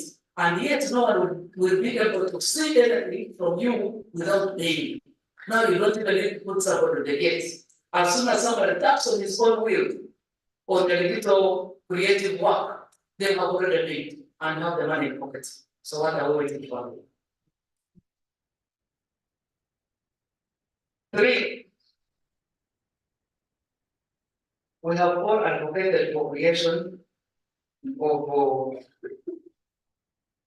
a ministry, an independent ministry. And I'm sure from the people who have been able to reach out to those who are our friends, say, the Attorney General, the Prime Minister, the President, we must have invoked something that we need to invoke something that convinces them. Something convincing enough that this is not going to be an area where we put money, but it's also an area where we get money from. It is a worldwide industry with so many following, with so many people. And this is what it is going to be doing on a daily basis. The fear is creating it, it does one thing and finishes once and forever. So it should be something that will be able to sustainably work and improve, but also add value to society. So that we need to do. And as long as we give me the information or the details, I'll be happy to present them. Recently, when we made the president, we are going to, for a cabinet, discussing about the board, the National Culture Board. He himself thought about creating another advisory board of eminent persons who are not necessarily under the 6 or 8 the 6 domains in the creative industry as we know them. Because the fight has always been, there must be a member representing each of the domains on the board. But when we went to realize it was also difficult to have each domain represented by a member. Even when we tried our best, we still have the cultural institutions unrepresented. I think I want to bring the cultural institutions represented. Even if we created also a forum, the cultural leaders represent forum, where prime ministers meet with the permanent secretary, quarterly. But even that did not bring representation of women. Because which cultural institution has ever mainstreamed women? Do we have any? The entire leadership of a cultural institution, be it in Uganda, be it in Ethiopia, where I come from, wherever, the whole group will come and is already men. But the institution, the organization of the society is not only composed by men. So what would be the contribution of women who are socializing and nurturing and also? You get the point. So we thought we said it's going to create another advisory board constituted of eminent persons that will bring out some of these issues. I think that is also speaking towards whether there is need for getting another ministry or not. Maybe when we bring up those particular persons, we can begin negotiating on whether it is really relevant to have a ministry independent or not. But we also realize that there is a lot of moral dependency and the digitalization, if we are not very careful, may rob us of our children. Yes, it may rob completely the culture, even the small that we are left there. It is robbing us of person to person interaction, of great people are doing this on online. Children will demand your phone and they will run away from you. For 10 hours, you will not be able to see them. They are not learning anything that we also know or appreciate. No one has involved the curriculum. We don't know which direction they are going. At the end of the day, you have somebody that is really another species in your family. So we need to get into the drawing board and think deeply on how we are going to have all these things done. I am happy to learn that some institutions have created culture-related courses, which is critically important, the Bachelor of Culture and Heritage, and the which other bachelors is really about science, vocation, and creative arts. Those are very good innovative areas. But as soon as they start getting money, you will hear them being called something that's not related to culture. So it is important that we begin claiming our properties, because that is part of our intellectual property, and put them together. Even within the ministry, there have been standard mandates in different ministries. Tourism has a standard part of it. I hear heritage, is it heritage? Intangible antiques. Intangible heritage, and ours is the tangible. It is very difficult for somebody to be detached from their products.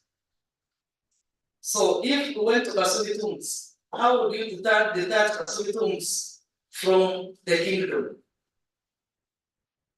So whoever wants to legislate, how do you legislate for the product which somebody is selling and you detach the owner from that product? Quite challenging. Intellectual property rights, the law, where is the law located? Is it in the Ministry of Justice and Constitutional Affairs? Yes, me have not had for a long time, I have been in the ministry, I have not had any ministry that does not do policy for its own institutions. After the role of the ministry is to do policy. So if we are there and we cannot do the policy, because it does not really push the Ministry of Justice and Constitutional Affairs to complete the law, because they are not monitoring the people, they are legislating power. Those who do who monitors for president are the Ministry of Gender. So we are still struggling to ensure that some of those scattered areas come back to the mother ministry. Then PRSB, what does PRSB do for us? Registration. Regulate GMO. Copyright registration. Licensing. So how do you demand your equity to a ministry which does not monitor and supervise your work? It's quite difficult. I am not struggling to hold too much on my table on my plates, but you can see the ministry which is responsible for registering every other person's work. PRSB is supposed to register all businesses, but it does not go to run the business. Does it? No. So why would it go to run our business?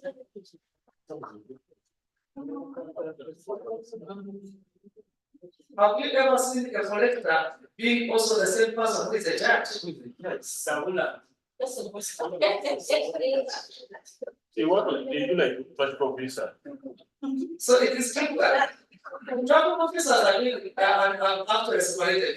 The traffic officer will accuse you for an offense, he will give you a receipt, the money will go to the treasury. But this one is an income collector and is the one who is going to give you the money, so he knows what to charge you or not what to charge you. So when you have a challenge, who do you run to?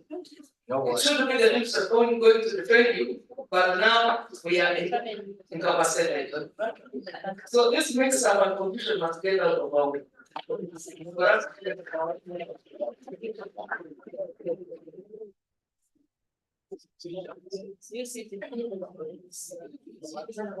So we shall only approve those reorganization, and we have already started. We have held 2 meetings with the minister of the prime minister to bring back some of those aspects. But there is a hurdle, there is an area where we have to talk to the president, because he's the one who named the ministry for wildlife and activities. Yes. The Ministry of Tourism, Wildlife and Activities. We do not have the powers to withdraw that element of antiquities until the president chooses to do so. So we have to go and convince him that antiquities are part of culture. Either we bring the whole of culture and put it under the Ministry of Tourism, so that the two move together, or we have all the antiquities under the Ministry of Gender, or we have a stronger resource to create a Ministry of all culture and creative industry. We have all those 3 elements which are put in the person's attention. Having stated all those, because I knew if I just started all course I'm working on discussing on UNESCO, then we may not pull out the salient issues that affect us.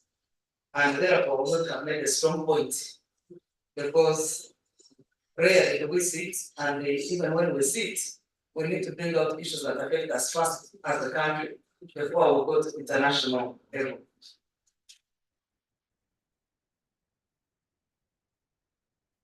So, ladies and gentlemen, Uganda ratified UNESCO in 2005. UNESCO is the Convention on the Protection and Promotion of the Diversity and Cultural Expressions. The convention was ratified on the 8th of April 2015, and as a member state, Uganda is under obligation to implement activities towards the achievement of the convention's objectives. Now, the diversity factor also affects UNESCO, our UNESCO operations as a way, in a way, because we are two ministries still recognized by UNESCO. Culture informs our education. You have heard about formal and informal education. Culture informs part of our education. And so UNESCO recognizes the Ministry of Gender and also the Ministry of Education. But part of the documents include the quadrennial periodical reports, which we have delivered to us at the ministry, because we have the biggest aspect of culture. The report highlights all policy measures that the government and other civil society organizations are doing to provide an enabling environment for the protection and promotion of the basket of cultural expressions. I'd like to take this opportunity to thank all the civil society organizations who contributed to Uganda's latest quadrennial report 2023. I'm happy to further report that the government is working hand in hand with public and private partners to encourage and enable the creation of artistic and cultural content that reflects Uganda's diversity and to facilitate access to the continent by domestic and international audiences. For example, there are 7 private sector providers with digital music platforms to date in the country. The aim is to expand local consumption of our own local content internationally and nationally. And 7 are really too few for us to take pride in. Everybody has capacity to create something. What I started when I was still young, I think it was called CRE, that in African society, everybody was a worker and everybody was a dancer. You had no right to be outside the dance that you do not know. Lately, when some people go back to their traditional dances, especially within these formal institutions, you find somebody jumping and pretending to be jumping like a chiga or what, he does not even know.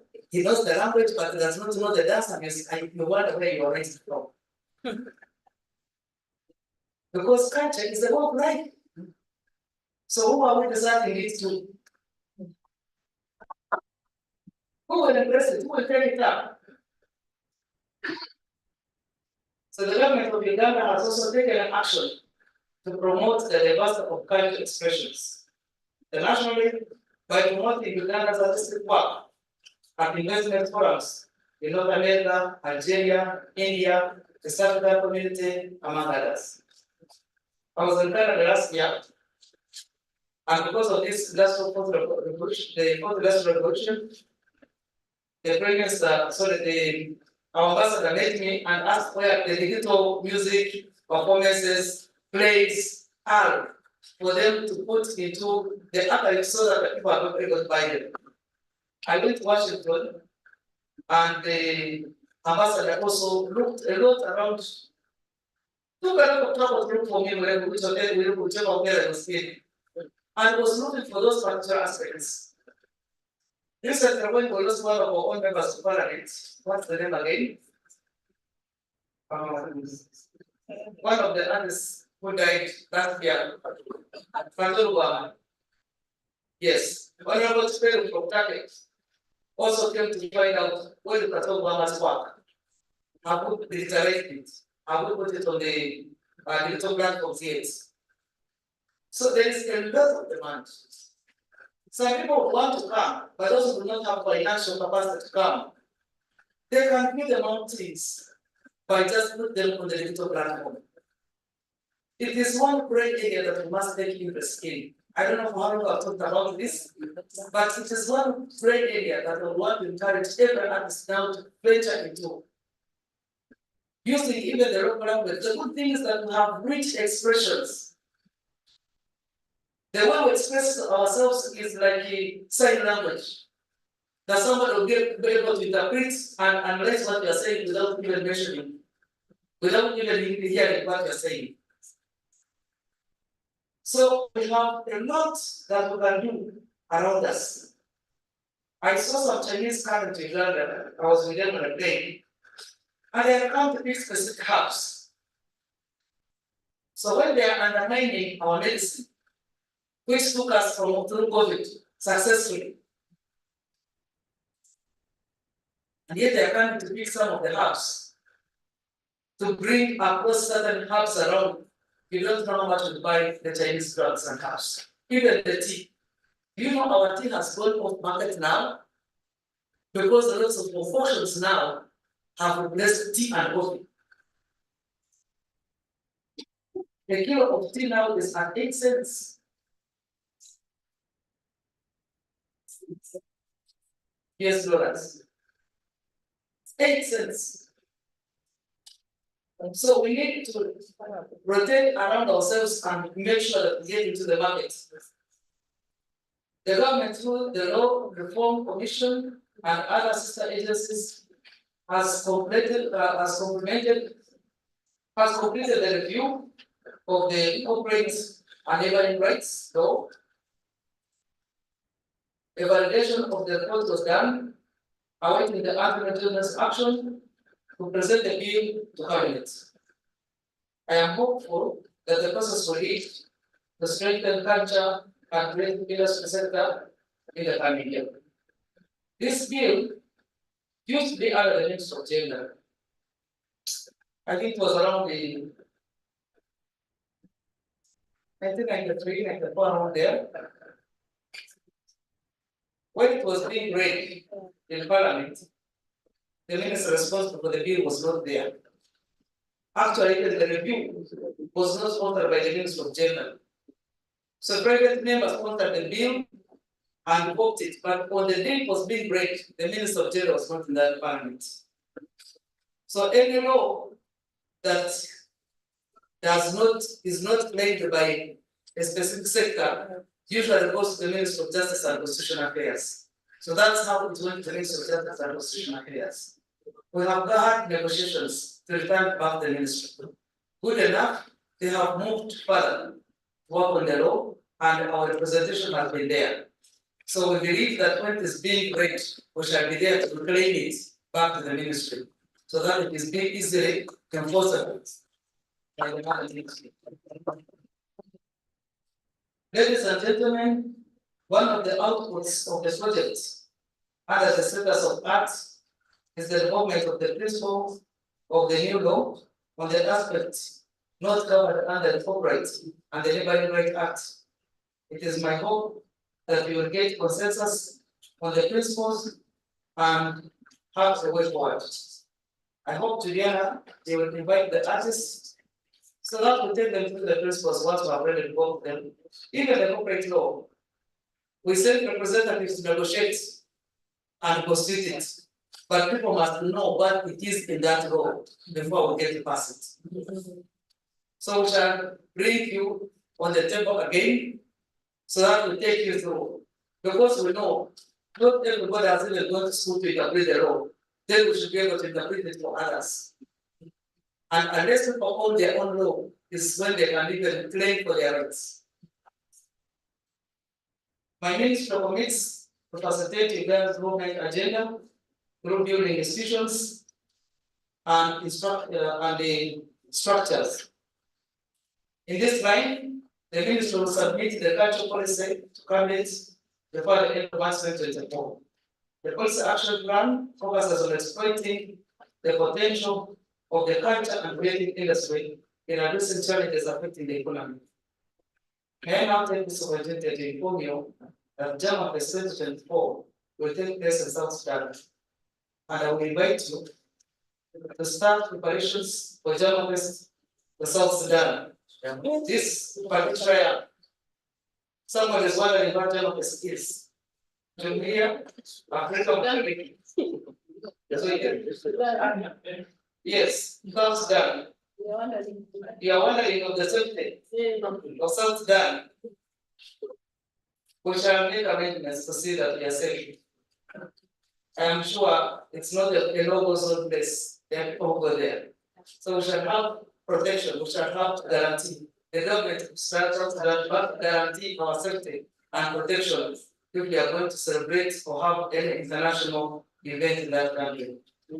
As I conclude, I'd like to reiterate my appreciation to UNESCO, Paris, UNESCO Regional Office of East Africa in Nairobi, UNESCO for the coordination of the cultural interventions, the two experts, Mr. Amos Ngeba and Mr. Mori Kamkams, for the excellent working relationship with my ministry and delivery of the output found would for coordination of filmmakers in all regions and film database, most importantly, all of you for your commitment toward this project of these two in one project events.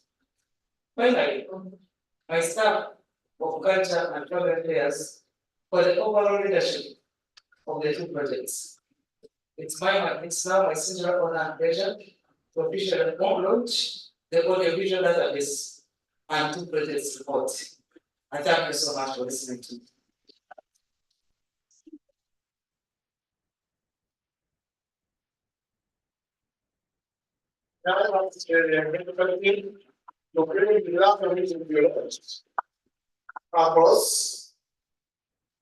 Let's bring the dame here and then we'll invite the UNESCO team, the ministry team to come forward for the official launch of the dame and the photo of the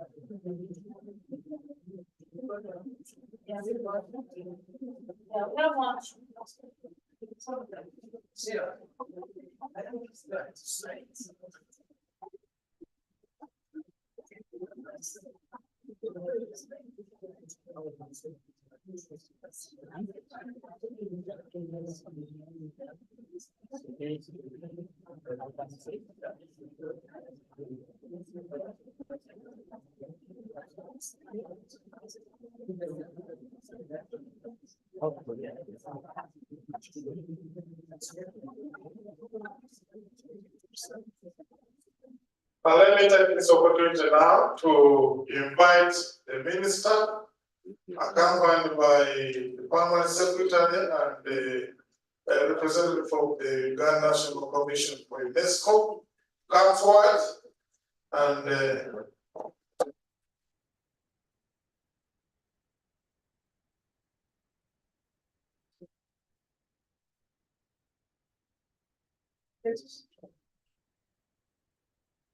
I am privileged to launch the report on improving the status of arts and culture professionals in Uganda within the framework of the UNESCO Aschbege program.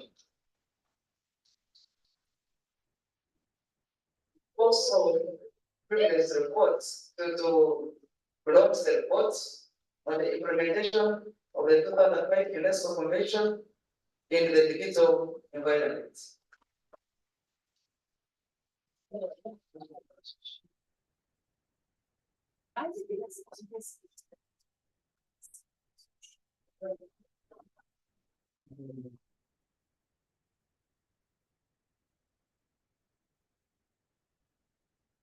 let's use the culture.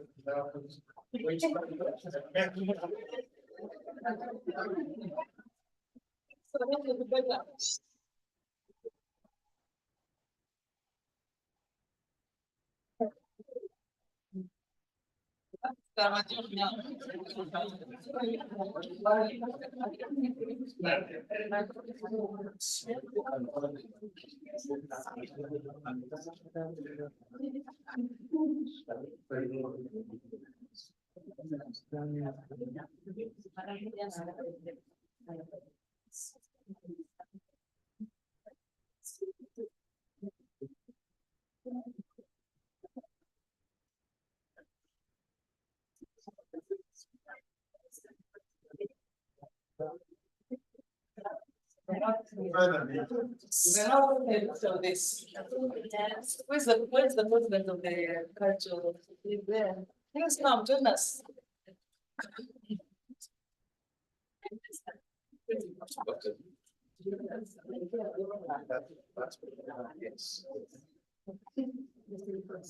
Thank you very much.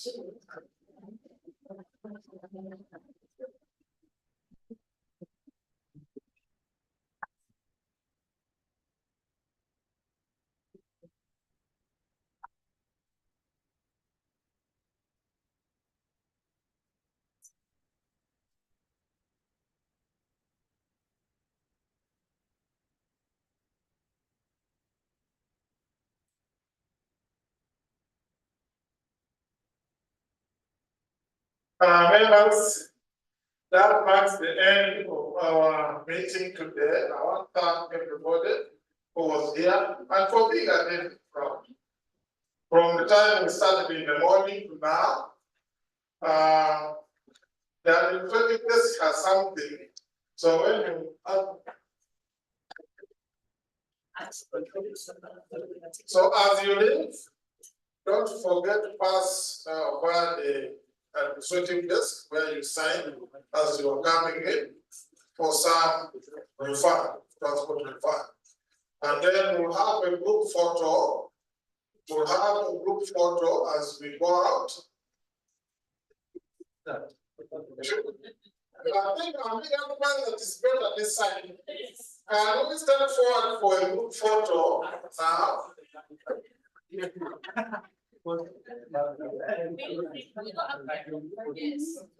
Others will stand up.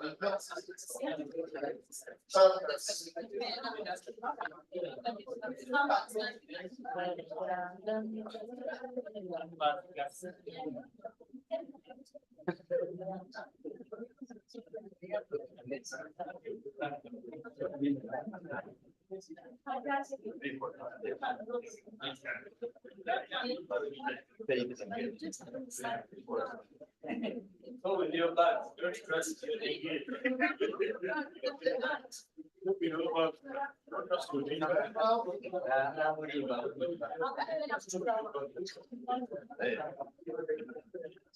One next to the camera, I want to install it. I will give you to take for me. Will you take for me a picture, please? Thank you.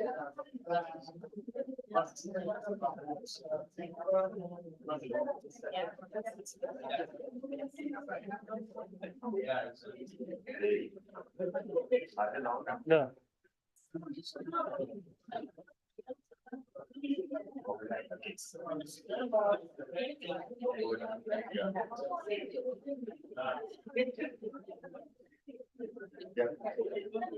You want to bring the photo?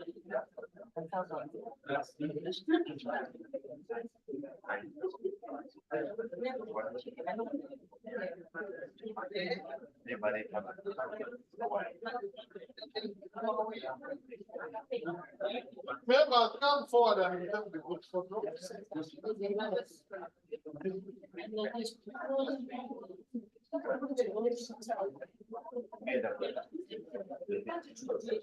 No going to again, I still at.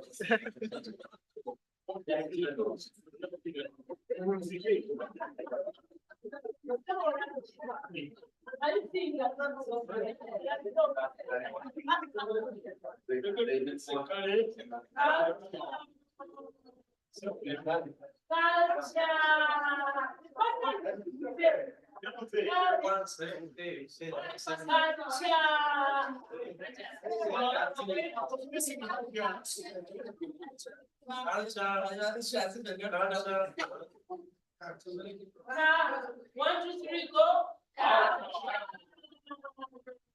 Again, one, two, three. Again,